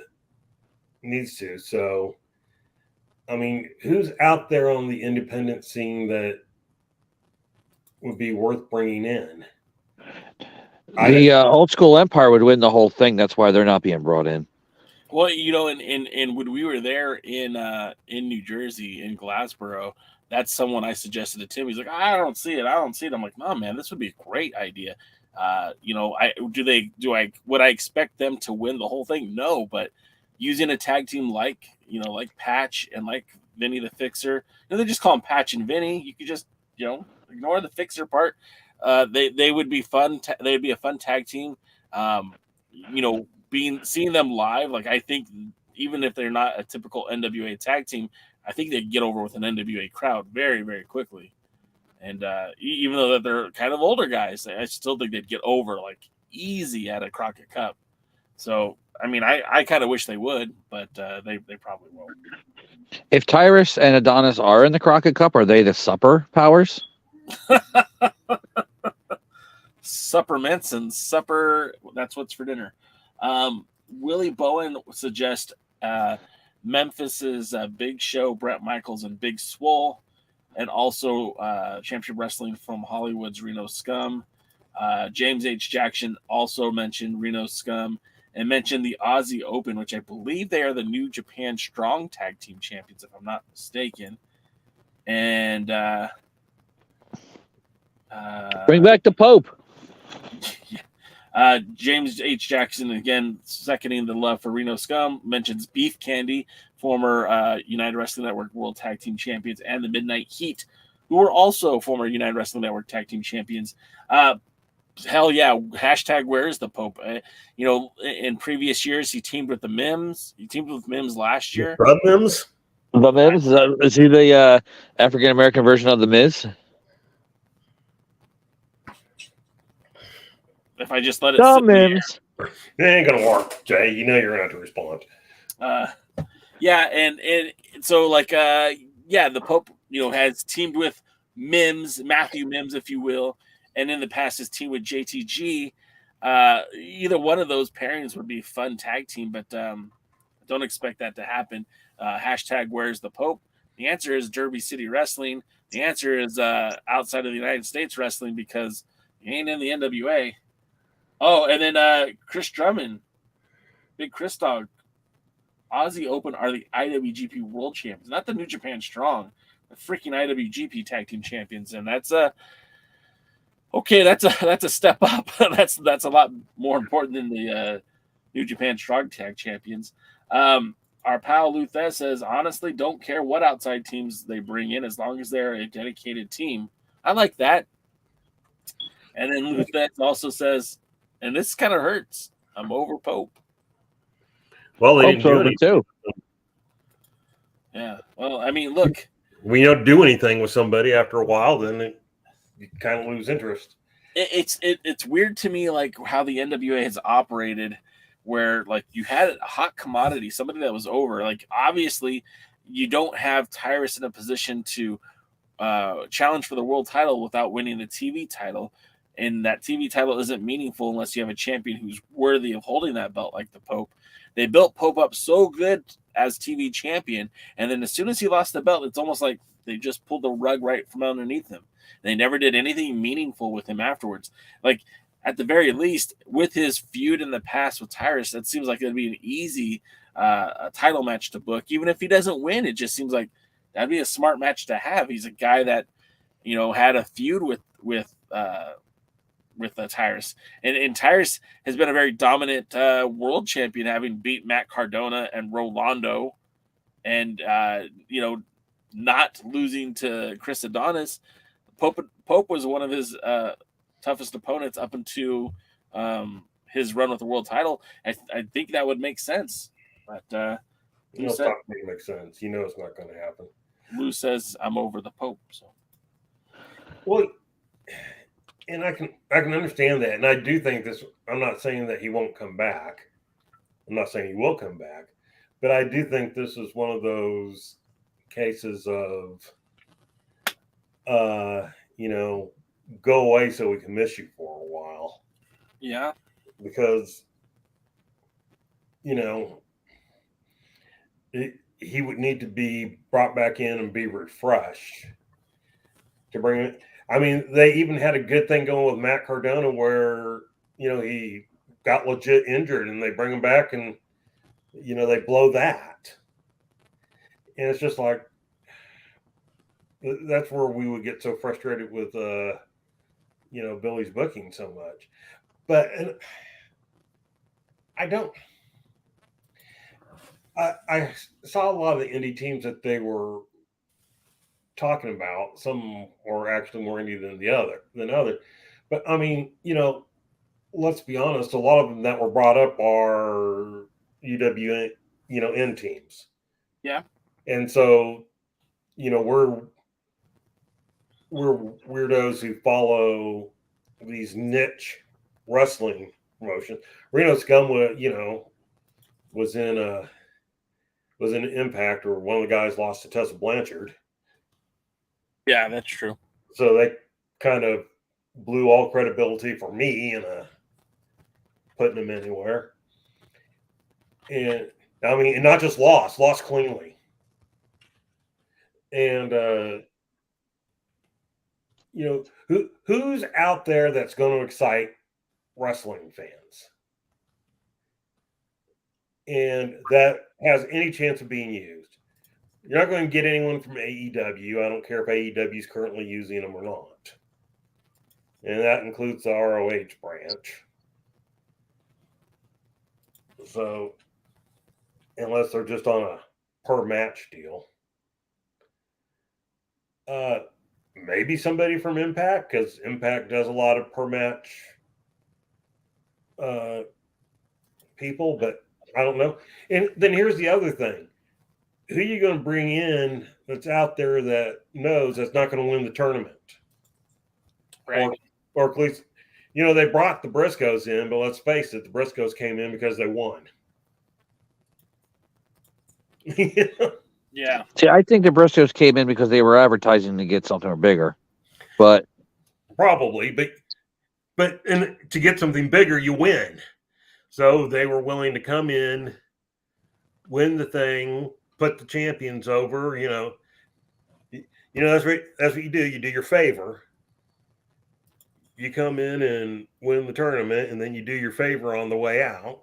So they lost to the champions, and that was basically the end of the Briscoes, and then they signed with ROH. Yeah. AEW ROH. And so, like most of those wrestlers, you just don't get used. But they had those hell of matches with FTR. And, FTR is not going to come in. I know a lot of people kept hoping, but that's not going to happen. Bring in Heath and Rhino. Heath has kids. You need some money. He's got kids that need to be fed. But, we're at least talking about former champions from WWE. I mean, that'd be as good a choice as any to bring in. How about former NWA champions, the Headbangers? They're former NWA World Tag Champions, right? Right. Yeah. They just signed some kind of deal with the WWE to be selling Headbanger merchandise. I mean, yeah. Okay, so if you think about it, you bring up a good point. Like, you can't use a tag team like FTR, because if FTR is announced, then everyone's going to just assume they're going to win. What about a tag team like the Von Erichs? They've quietly been sitting out of MLW. Most of us assume that they're out of contract. Do you think if you bring in the Von Erich brothers that you could get a good run with them, or do you think that's a bad idea? Well, again, it depends on how you use them. Finalists. If you bring them in, you put them in the finals, they would be the biggest name probably outside the NWA at the moment. So, yeah, you can bring them in, put them in the finals. I wouldn't give them the cup because the cup needs to go on an NWA team at this point.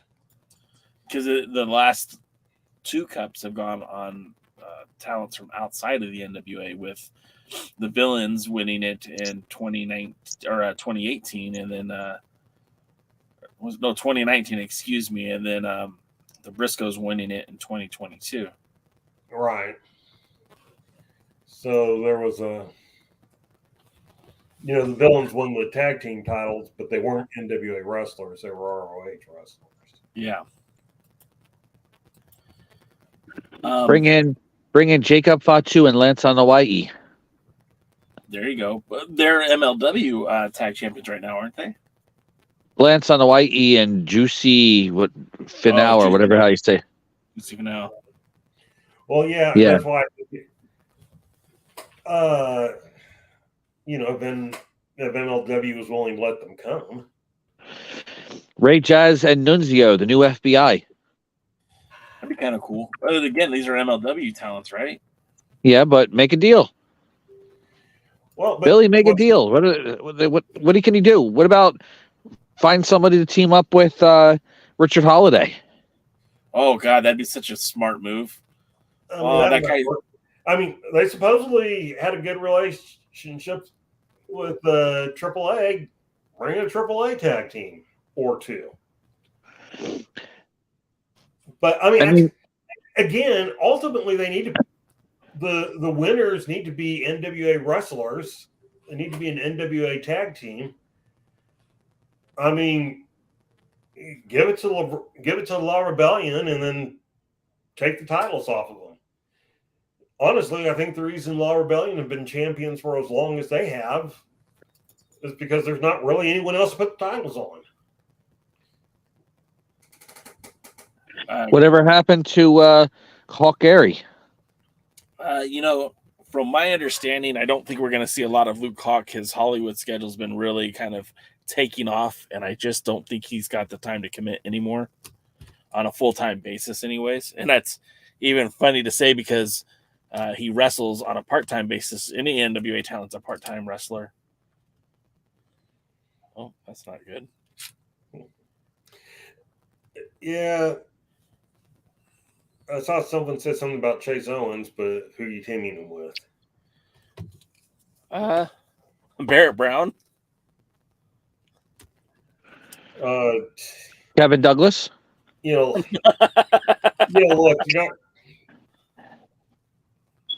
you're probably not going to bring Barrett Brown in unless you can get a full-fledged program with Kerry.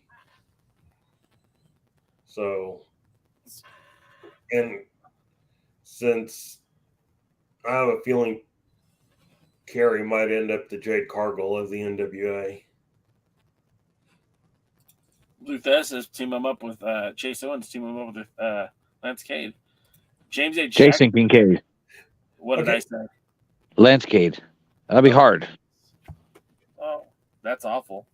Yeah, but I guess you could make about as much sense as anything else.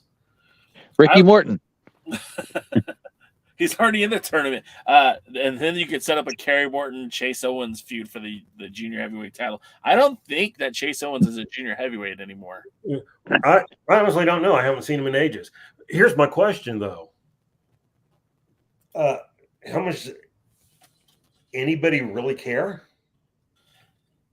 About Chase Owens or about the Crockett Cup? About a lot of the tag teams that are being thrown out. I mean, we haven't. I mean, you throw in the Von Erichs, then you're going to get a large buy rate from the state of Texas. Well, maybe that's worth your time. And maybe Hawaii.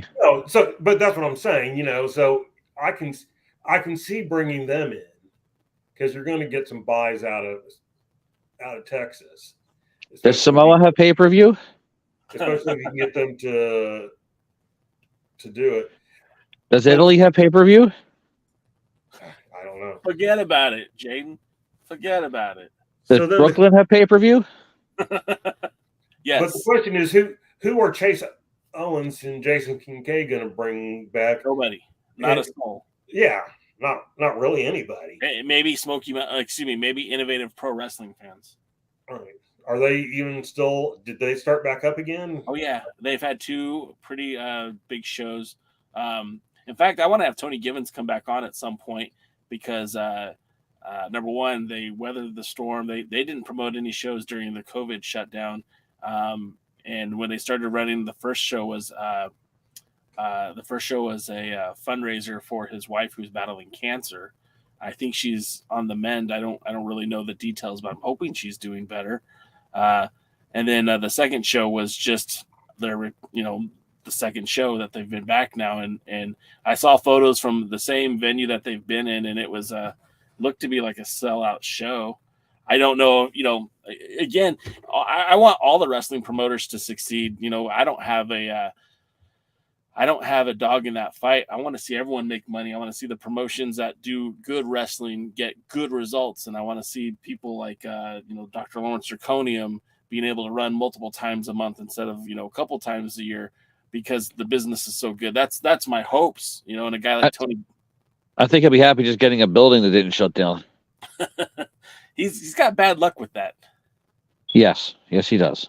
If I ever come back out to New Jersey again, maybe he could have it at the that old place that they used to do with the dancers, the Cashmere. Was that what it was? The Cashmere? Yeah, they went out of business.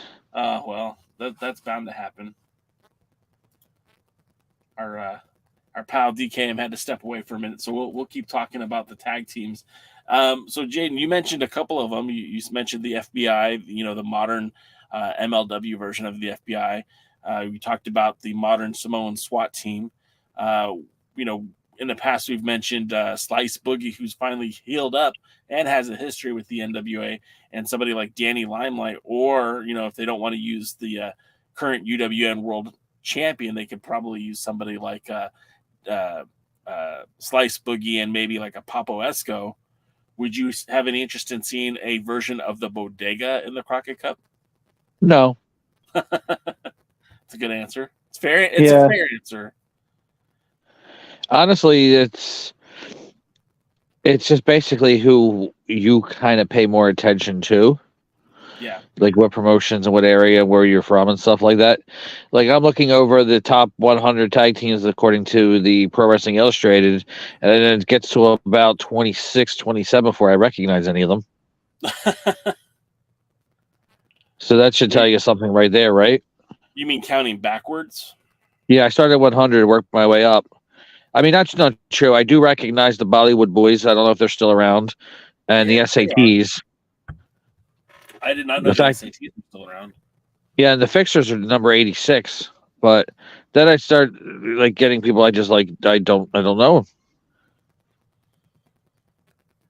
Yeah. They actually list Ella Envy and Kenzie Page, so that's nice to know that they're in the top 100 tag teams. And so are the Renegade Twins. Maybe they should be in the Crockett Cup. And please, I'm kidding. Don't do it.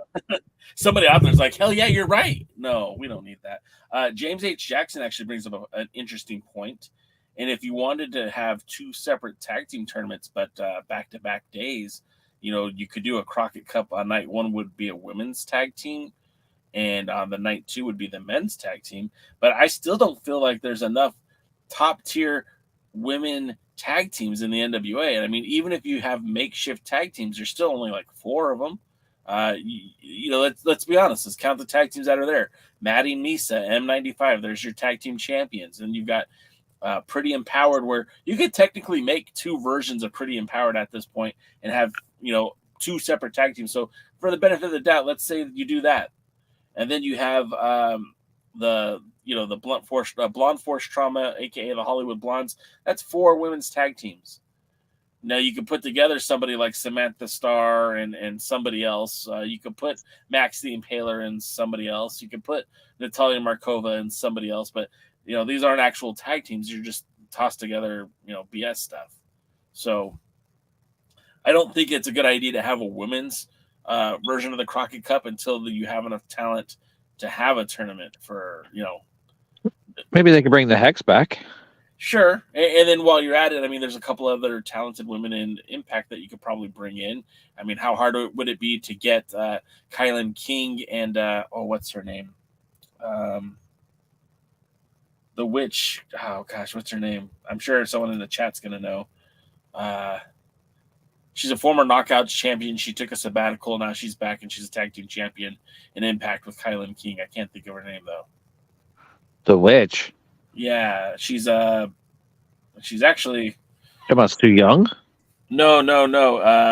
It's more like a tarot card reader type witch. Now I'm gonna have to look it up. All right, you guys are too slow. I'm going to cage match. I say you guys. I just don't know. It's my fault. Kylan King. So you're mentioning Impact. That's like the witness protection program. I don't know anything going on there. Yeah, I mean, I don't blame you that. Kylan King titles. They don't even list her tag team. All right. They don't have Kylan King's tag teams on Cage Match. Okay. All right. Impact Women's Knockout Champions. I should have put tag team champions. All right. This is how we do it here, guys. We're a professional YouTube program here. Okay. All right. Taylor Wilde. Oh, I forgot about her. Yeah, she's the one with the deep smoker's voice, right? Yeah, I mean, I'm pretty sure. Of course, now everybody says it. Where were you 20 minutes ago when he was trying to look it up? Yeah. No, they probably said it. I was just in another window. I don't got 2 screens, guys. I'm not rich. I don't got that. I don't got that Lawrence Zirconia money. I got the JCal money. Lawrence Zirconia was cheaper than Billy Corgan. That's saying something.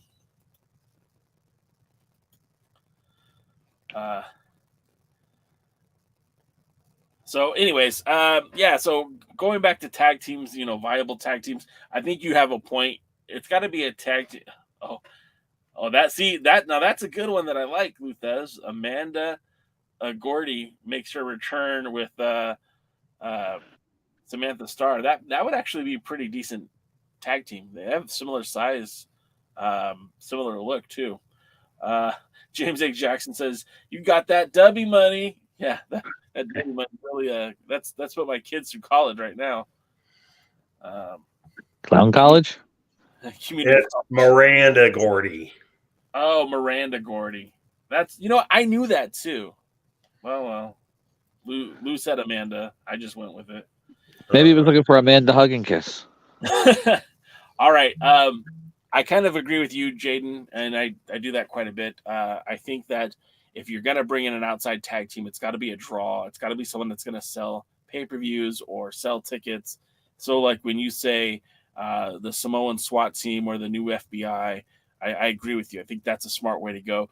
If you bring in tag teams from AAA, I mean, they have a few tag teams in AAA that would be interesting, but you're not going to get like Vikingo.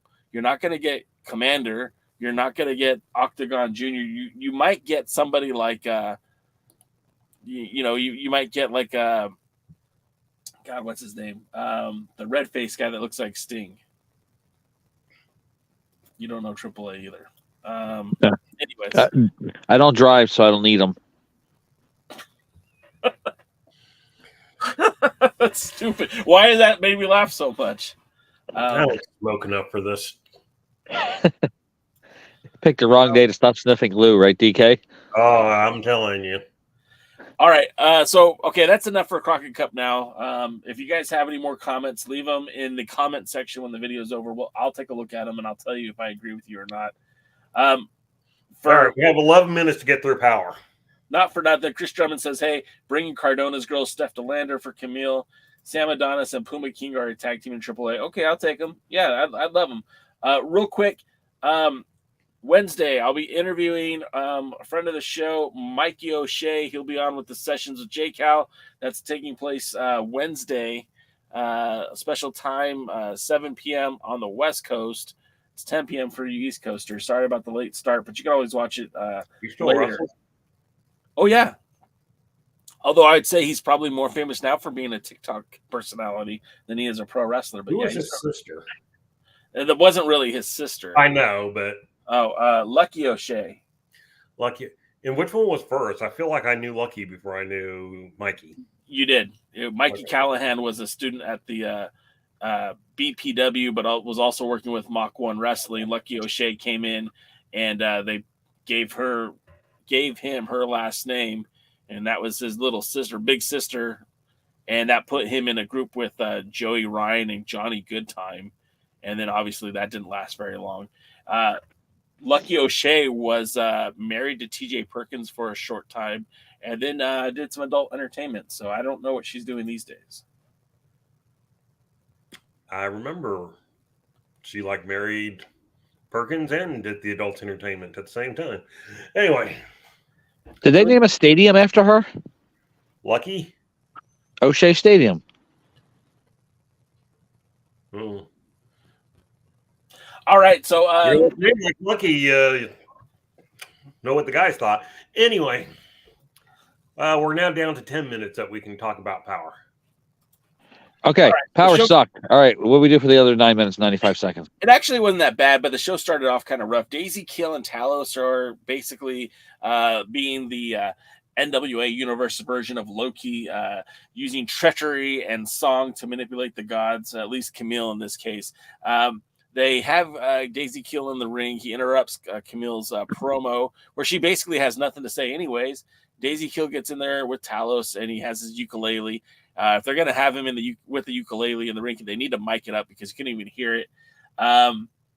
He starts singing a song about how Markova was better, used a different word that rhymed with, Anyways, I don't want to get into it, but the whole time I'm watching this, I kept thinking, why is Daisy stirring up shit right here? It just didn't make any sense. I know his character is kind of like I said, like the Loki of the NWA as it seems right now, but there just didn't seem like a point to this unless he's going to start managing Markova or they're creating some sort of stable or he's going after Tom and the TV title.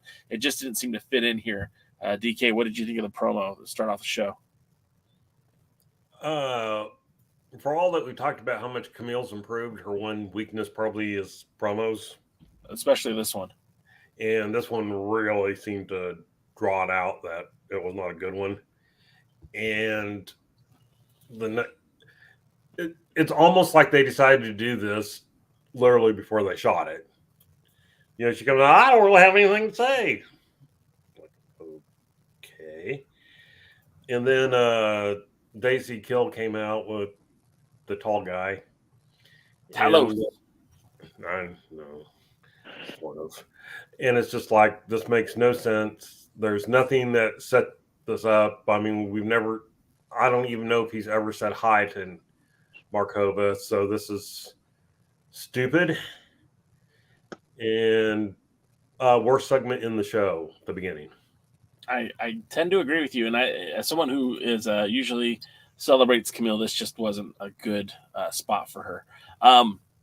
Then we get our first match, and I'm going to borrow from our friend Heebs a little bit. This is your national championship match. It's this is literally the day after the pay-per-view, so it's second match for that title in so many days. But it's EC3's first title defense, which is kind of a big deal. They put him in the ring with Carnage. Now this is where I'm going to borrow some lines from Heebs. They were in Chicago, a place where a person by the name of Marshe Rockett was very well known, very well received, had been a part of the Chicago independent scene for a very long time before coming to the NWA.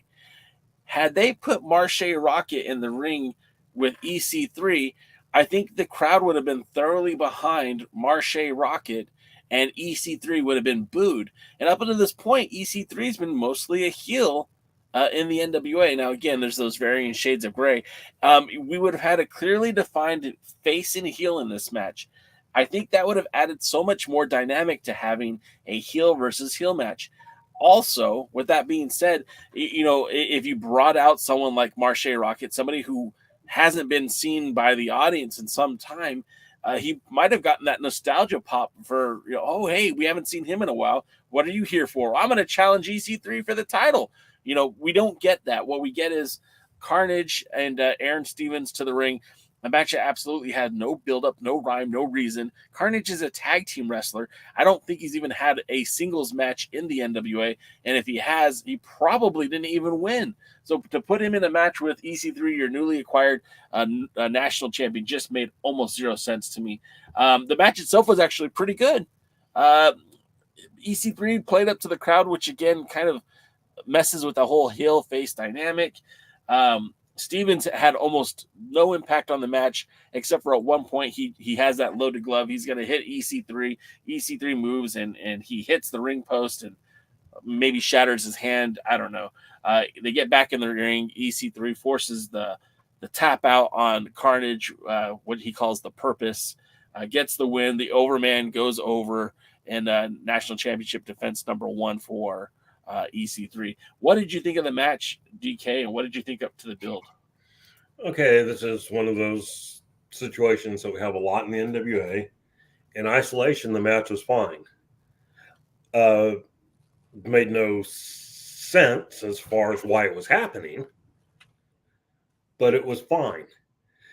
I found it interesting that my main thought throughout the match is that if the guy under the mask was wrestling as himself, he wouldn't have looked as good as he looked in the match.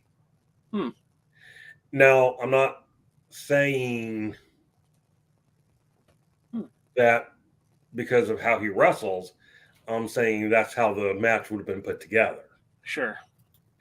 Is that the guy under the mask would not have, I mean, he would have had his moments probably, but it probably would have been EC3 dominated heel match. Yeah. Okay, so did they have a good match? Sure. And I thought the loaded glove was black. It changed not too long ago. Okay. Because they're just talking, and there's that white glove that he loves. And black glove that he loaded. But anyway, so goes to show how much attention I pay to Aaron Stevens and what he does. Right. Yeah. A good match for what it was. Didn't make any sense to have it. Go EC3? I don't know. Yeah, I mean, at least it feels like they're building up EC3. I mean, they gave him the cheap victory, although it was a good match. It was a good win, but like you said, like the story, I didn't like the story. But at the very least, we got a good match, and I'll take that. We didn't have EC3 doing a lot of mic work. We didn't have any silly references to the control your narrative. It was just a straight up match. So for that, I appreciated it. Next, we're in the back with the Hollywood Blondes and May. Now, for those of you who are unfamiliar, this is a tag team that's been wrestling for the past year or so. The Blonde Force Trauma. They do some great videos on Twitter where they encourage promoters to book them because not only are they a tag team, but they also have matching gear. I love that. I know it's stupid, but I think it's a great selling point. And I'm also a big fan of Heather Monroe and Ray Lynn. They both spent some time with Championship Wrestling from Hollywood. Some of you guys might know I got to sit next to Heather Monroe on a flight that was about 16 hours from Los Angeles to Wenchao, Shanghai. And so she has had a very long career in a very short time. Also, Ray Lynn has wrestled all over the country, all over the world. She's had matches in China as well with the Middle Kingdom Wrestling promotion. Ray points out that they've been a tag team longer than M95. They also point out that their in-ring experience is longer than M95. Also, Raylan spent some time working with the Women of Wrestling here in Southern California too, so she has that experience as well, being on TV. It was a silly little promo. They came off sounding very arrogant. Later, we would realize that they're more the baby faces in this. Heather calls themselves legends and that they have to be, otherwise, why would they be getting a shot at the titles? Your thoughts on the promo? Okay, I'll be honest. I didn't know who the hell Raylan was. Okay. By the way, that's the fiance of El Rudo, Sam Adonis. Okay, cool. Of course, did know Heather Monroe from her time in United Wrestling Network. In fact, the reason we were having a women's championship in United Wrestling was because Heather Monroe won some match. Yeah. I forgot which one, but does she still wrestle for him? I mean, it's like, does she becoming champion? So when she moved out of California, at one point she was living in Florida. So when there was Championship Wrestling from Atlanta, she showed up for that. And she did get booked for a few times in Memphis, where she had, I believe at one point she was the Memphis Women's Champion. But I guess now she lives in Chicago, or at least in the Midwest, and she's not appearing on any of the United programs right now. It's kind of a shame. So anyway, here's the problem. Ray Lynn did a decent job putting over that they were a team. Yeah. But overall, there wasn't anything that made me say, okay, this is really cool. And this is a failing of the NWA. But if you're going to bring in a team like this, let's get a video package of them. That would have been smart. I mean, even if it was just during the promo, let's see clips of them wrestling. Especially if they ever held a championship anywhere. Yeah, which I think they have. So, so let's make them a big deal. Right. And, hey, this is a big deal, and they're coming in and they're after the champions, and, they have won so much on the indies and held other championships. That's why they're coming in tonight, and they're going straight to a title match instead of coming across as, we don't have any women's tag teams and we found this one, so here you go. Yeah. Here's your title match. So promo was fine, except for which something had been done that would have put them over stronger. We're legends. More seriously. Yeah. And I mean, Sirius isn't really kind of coincide with Heather Monroe and Ray Lynn, unfortunately. Which is fine. Sirius doesn't go for Pretty Empowered either. But there's a way to get them over as a serious challenger. Next up, we have a promo in the back with May. It's Yabo the Clown.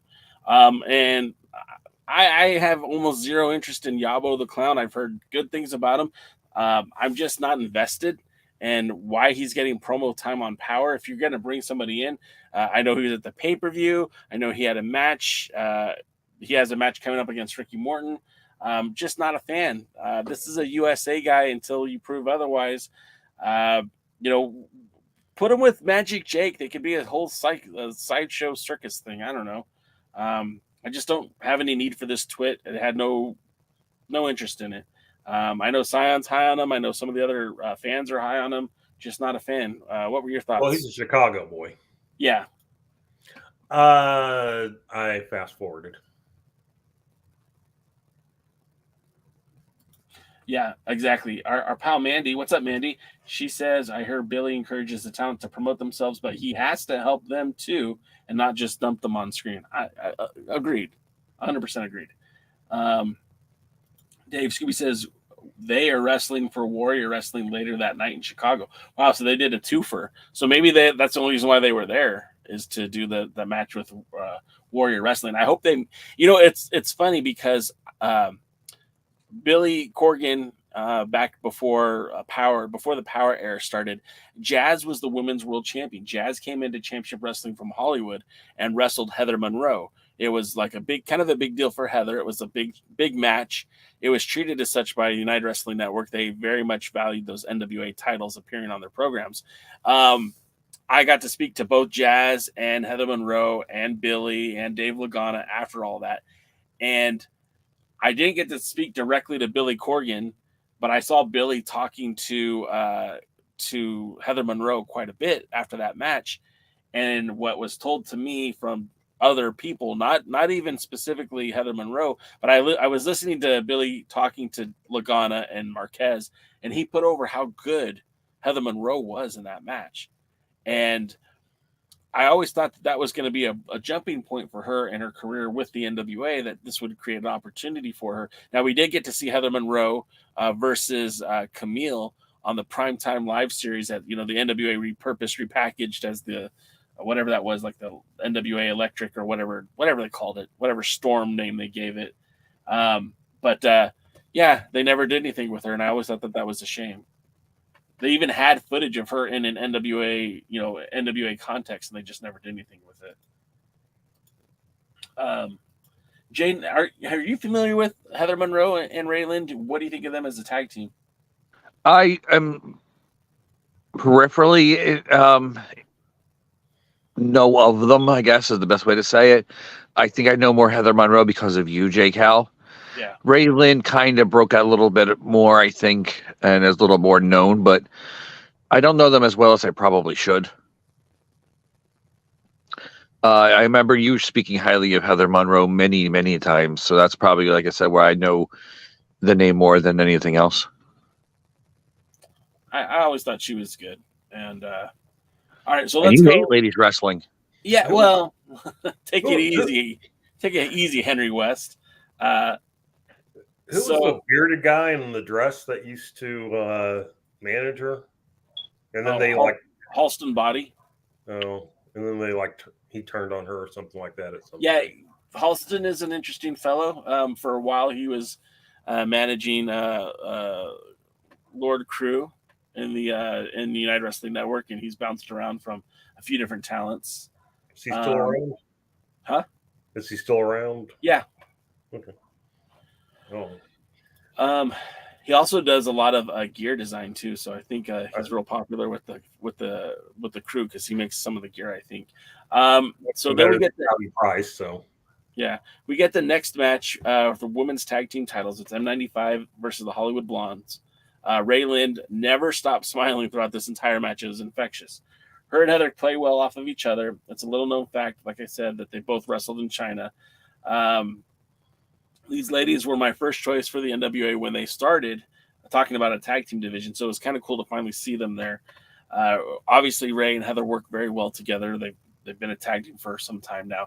But it felt like in the match, Maddie and Misa were just overpowering. Anytime they'd get an advantage, Misa and Maddie would just fight their way out of it.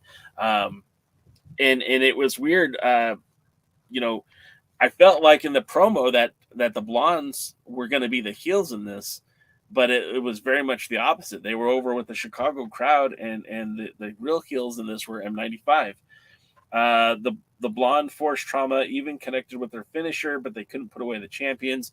There was a point where Monroe was in the ring with both members, Maddie and Misa, just throwing some pretty stiff-looking forearms. It was kind of cool to watch, but she ended up eating the finish from Misa and Maddie to end the match. Hey, Jed, did you know, since it's Star Wars Day, did you know Jar Jar Binks' favorite wrestler is Misa Kate? Misa thinks you're right. Yeah, you've told that joke once or twice. Yeah, but it worked today, so. I don't know if it worked today. It worked the first time, but yeah. All right, so Mr. DKM, thoughts on this one? Yeah, I was a little bit confused. They made a kind of a big deal out of the pay-per-view of the fact that Maddie's from Chicago. Is she the one that's from Chicago area? Misa? Okay, one of them's from Chicago. Misa from Chicago. Yeah. So they kind of made a big deal out of that, and then tonight it played nothing into it.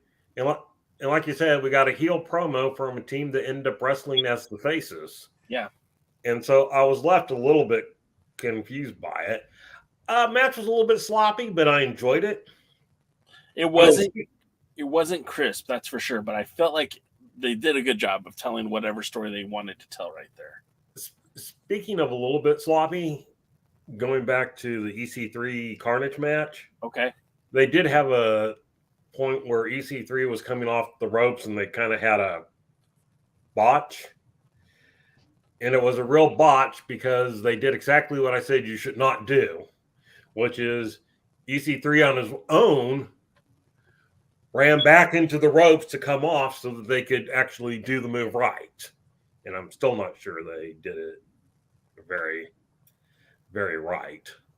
But yeah, don't do that, people. When you botch a move, do not immediately go back and redo that same move, especially in a way that's very obvious that you're trying to, do it. You're supposed to be able to call things in the ring. So, audible. Okay, that was that. Yeah, the match was a little bit sloppy, but good. I enjoyed it for what it was. So, next. We're gonna skip the Tyrus promo because we pretty much already covered it earlier in the show. If you didn't see it, make sure you watch the whole program. If you missed it, the replay is right there as soon as the show's over. And if you prefer to listen to this podcast as opposed to watching it, we're available on all major podcasting platforms, including iHeartMedia, and Audible and Apple and Spotify. We're pretty much everywhere now, guys. We're blowing up. We're getting back to the match or the next segment. We get again. Adonis is already in the ring now after basically telling that Tyrus that he hasn't confirmed or denied that he'll be his partner. We get Scion that comes out to the ring with Austin Idol. Now Scion takes exception to Tyrus being ringside with Adonis, and I kind of understand why, because it's a weird deal. When we left Hard Times, when DK and I left Hard Times last November, Idolmania Sports Management had pretty much all the gold, right? You had Jordan Clearwater was your TV champion. Scion was your national champion. Tyrus was your world's heavyweight champion. You had, and the buffet champion. That's true. And Black G's, and we, I don't know if you guys heard about this, but Black G's got diagnosed with a form of a cancer. It's like a melanoma, I think it's what it's called. I'm not entirely sure. There is a GoFundMe out there. I don't have the link handy, but we hope that he gets the treatment that he needs and can continue to live his life and support his family and his young daughter. Our thoughts are with Black G's and hope that he can beat this. But it was the Idolmania Sports Management in conjunction with the Church's Money. You thought that this was a stable that was going to be long for the NWA, that maybe they would dominate 2023 as champions. And now that's all changed. Tyrus, still your world champion, but it seemed like Idol was no longer taking him out to the ring. His second had become exclusively Black G's. Obviously, Clearwater lost the title to Tom Latimer. Scion just lost the title to EC3. There was almost like a distinct break between Church's Money and Idolmania Sports Management, where Idol was exclusively the second for Scion, and Black G's was handling the other talents. And then EC3 and Black G started working together. The whole Control Your Narrative Church's Money conglomerate that was taking off, leaving Black G's kind of out of the group. And it just, the whole thing kind of seemed weird, because at one point, Austin Idol was managing Tyrus. So now you've got Scion, who's like, hey, wait a minute, you're picking a tag team partner and it's not even someone from the group. And so he took exception to Tyrus. And the thing about it was Tyrus stayed out there without a manager's license, and no one even said anything except for the commentary. They just let him stay out there. And so he was kind of the second for Adonis. Adonis hasn't even confirmed that they're going to be tag teams yet. And then you got Idol and Scion out there, and Scion's pissed because he lost the belt. And him and Idol are barking at each other during the match. and honestly, this wasn't a bad match. I actually enjoyed it. I thought like Adonis looked great in the ring. Scion looked pretty good too, and they weren't taking it easy on each other. A lot of hard chops, a lot of stiff forearms. Scion looked really good in this match against Adonis. Adonis looked really good in this match against Scion. I was very happy to see it. At one point, they're going tit for tat, but Scion starts working over Adonis's knee, like clips him, then starts working in. They called it the Las Vegas leg lock, I guess, to pay homage to Idol, who used the move of the same name. Adonis is able to reverse it. He sells the messed up leg for a bit, and then just goes full Hulk Hogan. 1980, didn't feel any pain. He takes the victory, but only after Idol's yelling at Scion in the ring, and Scion barks and snaps at him. I think he says an expletive. I can't really make out for sure what he says. Adonis takes that opportunity to roll up the pin, and that's the match. DK, That's nothing to sneeze at, Jay. I know, right? DK, what did you think of this match, and what did you think about the whole fallout between Idol and Scion and ringside? All right.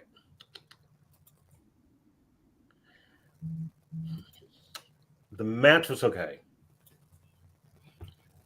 I didn't need Tyrus out there. Okay, so dinner's ready? Dinner's ready. I'm coming. What is it? Hopefully tacos without avocado. I want tacos. You're muted. It is In-N-Out. Ooh, I like In-N-Out burgers. Same. Not their fries so much, but I like their burgers. Yes. Did you get me one? Sorry. No. All right, fine. But if you come over, I will give you one. We will give. Well, let me catch a flight. I'll be out there in about 5 hours. Okay. Hey, he doesn't like guacamole. How? Because it's disgusting. Love you. Love you too. If you, Mom wants to know if you're gonna come down or. We're gonna be done like 10 minutes. Okay. All right. Maybe 5. Love you. Bye. Bye. Tyrus is loving all this talk about food and everything. But now I'm hungry. Anyway, I've been hungry all night. You guys been talking about pizza for 3 hours. well, I did. You were the one talking about pizza and how good it was. Willie's Anyway. nominated picnics and buffets. Okay, go ahead.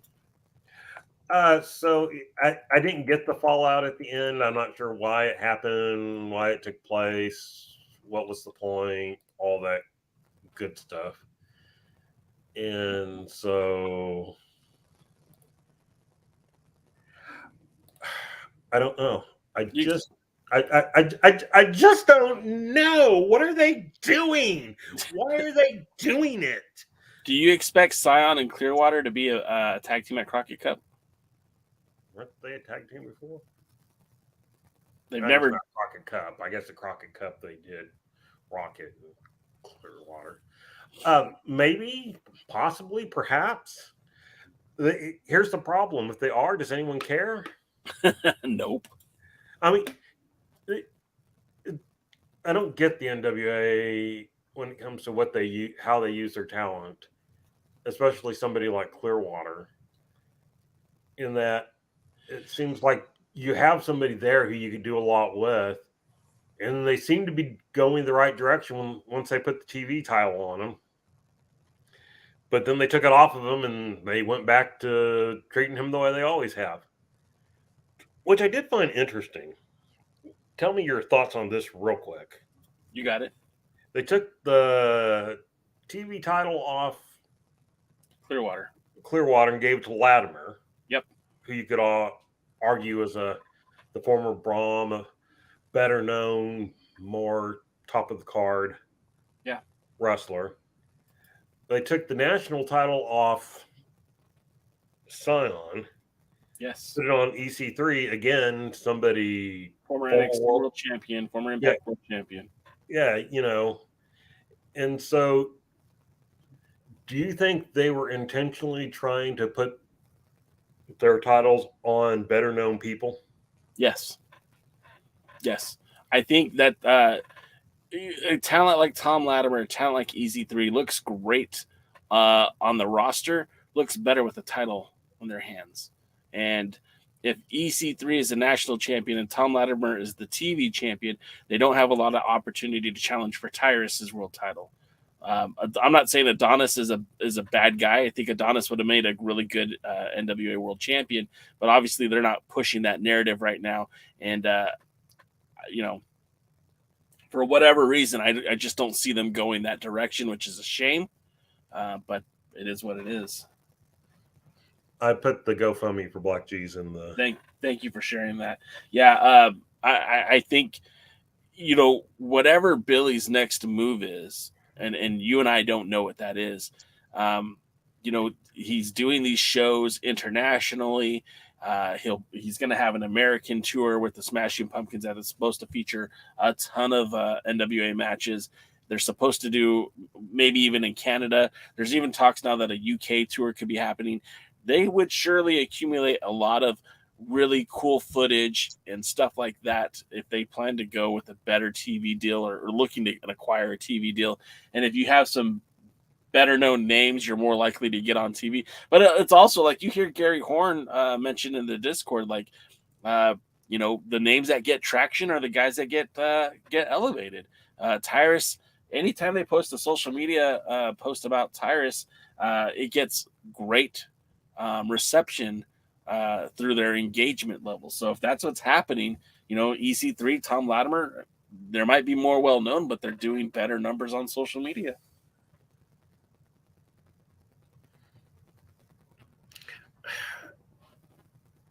I don't doubt that, but I think you have to be careful in using that as a metric. I agree. To put the title on something. We've got a little bit more to talk about, and I know we were trying to get out of here quicker, so let's do it. We have Ricky Morton in the back with May. Fast forward. Real quick, you got to mention it because he acknowledges for the first time that there's dissension between him and his son, Kerry, and that they're still supposed to be teaming at the Crockett Cup. Okay, I fast forwarded, so I'll take your word on it. Okay, and then finally we get the main event. Natalia Markova taking on Kamille. Markova, who's been on tour with the Smashing Pumpkins in Australia and Mexico and everywhere else and all points in between as part of that segment where her and Mercurio fight on stage, and then she starts dancing next to Billy.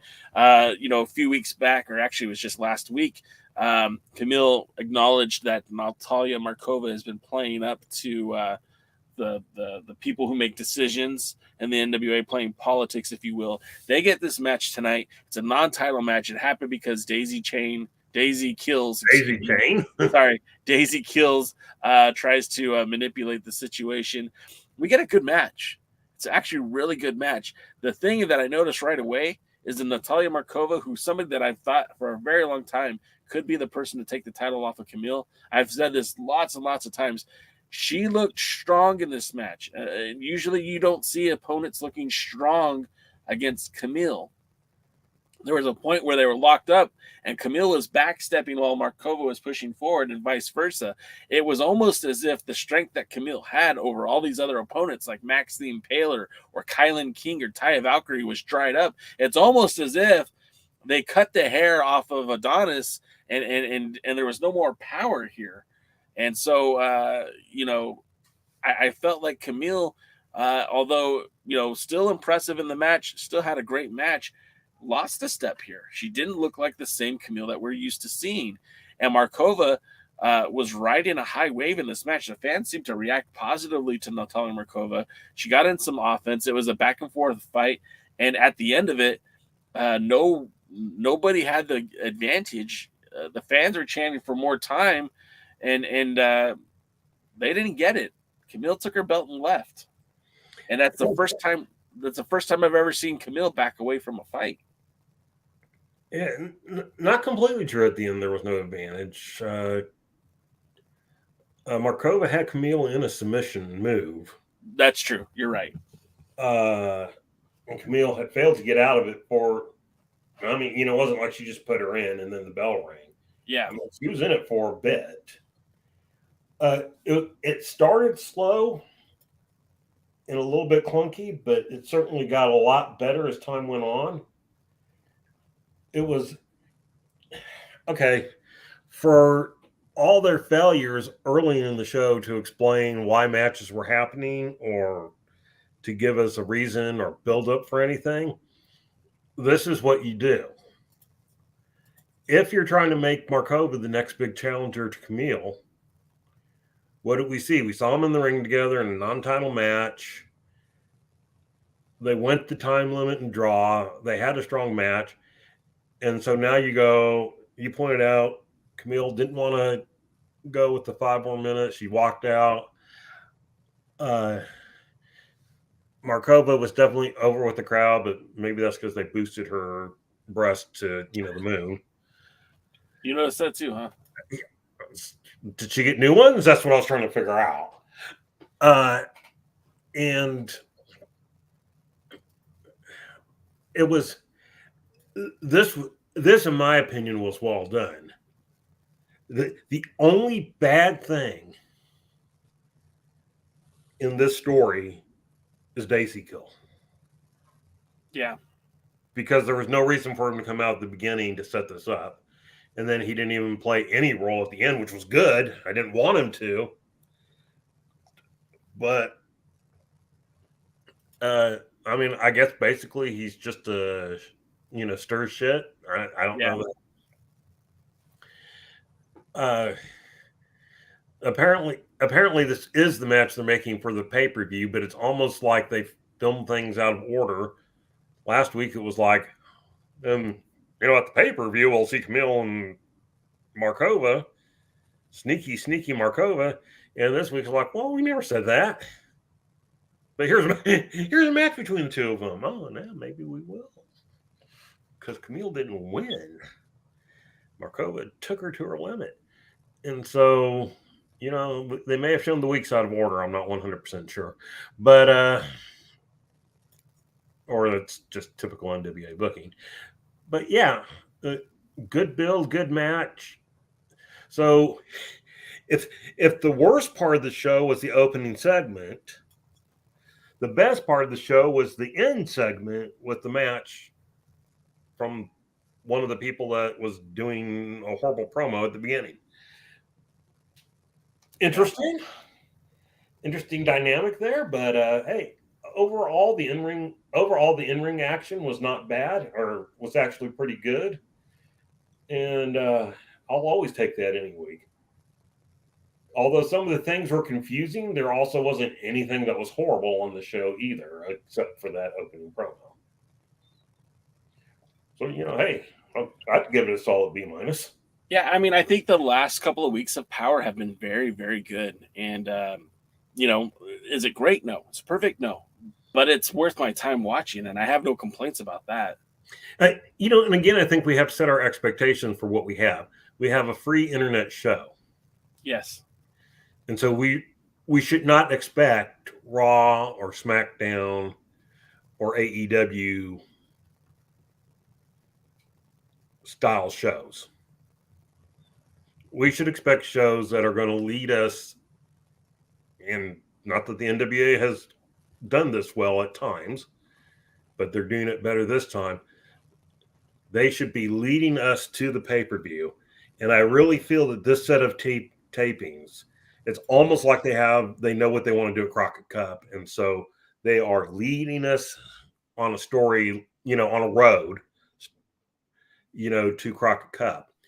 And, I can't complain about that. And nor should you. That's what they should be doing. That's the whole business model, is to drive pay-per-view numbers, right? So, in that sense, I think they're doing the right thing, and I'm excited to see more.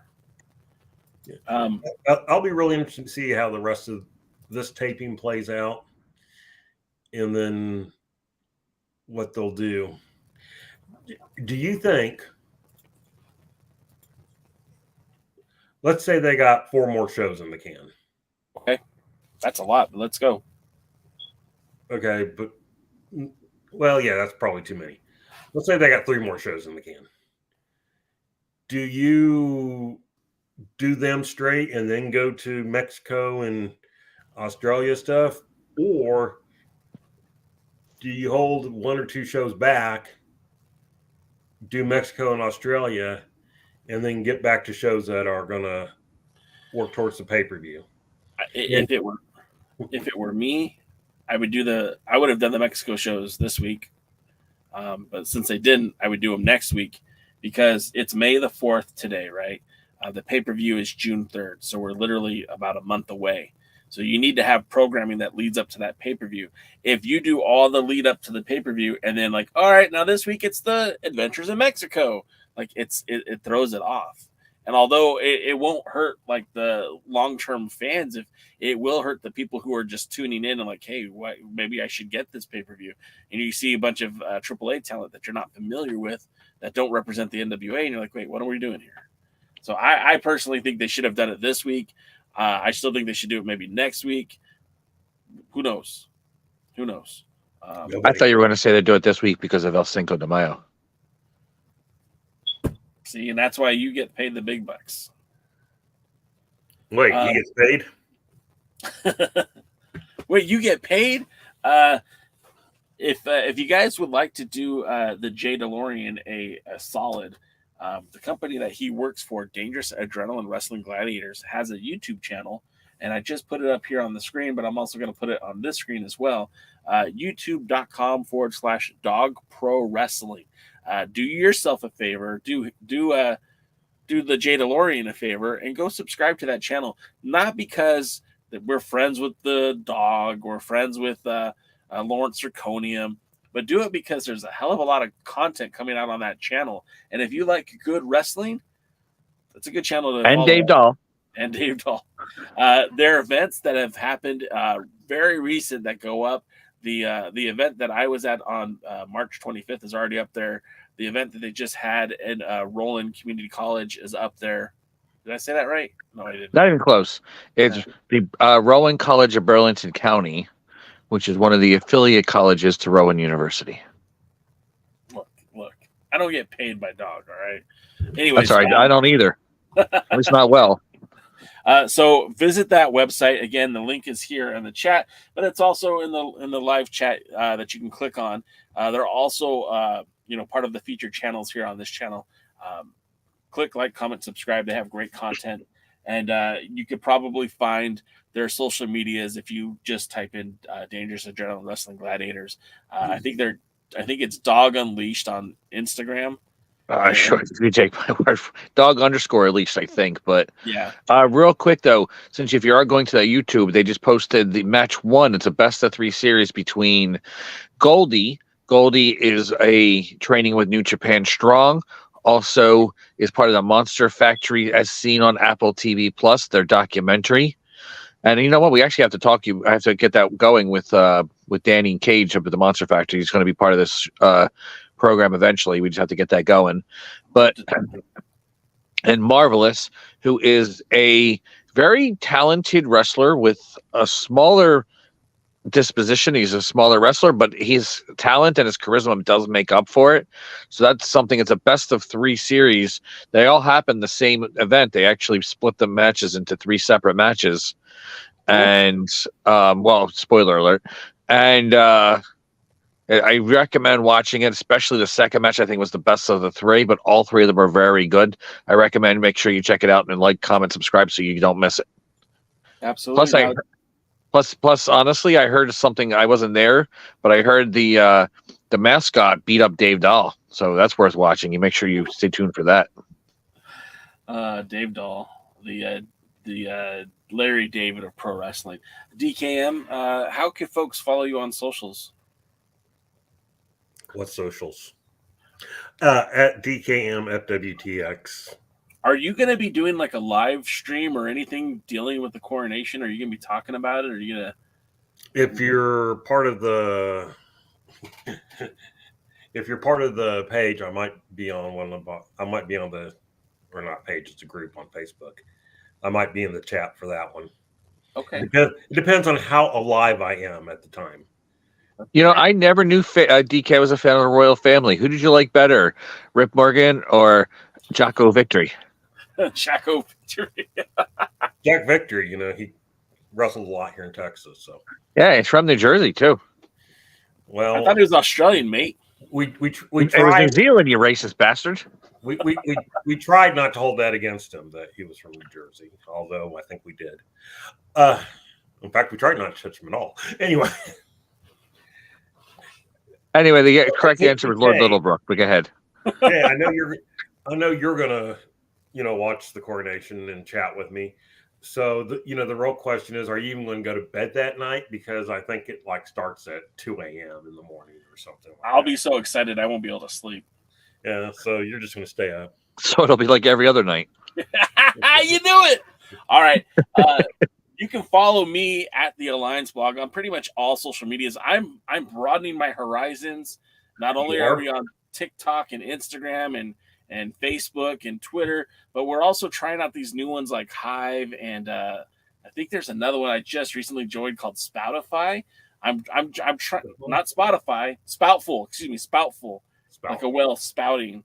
Anyways, I'm trying to get our name out there because, of course, we're looking to build this community. You guys are here in our chat every Tuesday and Thursday, Wednesday. We appreciate that, but we also would like you guys to jump on the Discord page and join us there as well. A lot of great conversation happening. Some good conversation, mediocre conversation, but some is happening, and it's always great to talk to like-minded fans. Plus, actually, it may all be great. I was into Discord for about 8 months, and then I've kind of had a very busy life and haven't been on it much since. Your whole house is being redone. Also, if you enjoyed today's podcast, the like, comment, subscribe, that definitely helps. If you want to help support us financially, we do are an affiliate of W. If you make a purchase on W, you save 20% and we make 20%. So it's a win-win for everybody. I personally enjoy the beach and peach flavor and also big energy tears because the blue raspberry is delicious. They also have a new flavor, orange mango. I haven't ordered it yet, but those happen to be two of my favorite flavors, so I'm going to. And then we have new shirts up at the Alliance. I should probably make a video to play at the end so you can see the merchandise that's available. But that's going to do it for us on this Thursday night. I'll be back on Tuesday to talk some NWA with you. The other Alliance guys. Real quick, could you get Danny Deals to do the T-shirt thing? Shit, no. No. If I paid him to make them, maybe. What's the deals? All right, guys. Well, that's going to do it for us.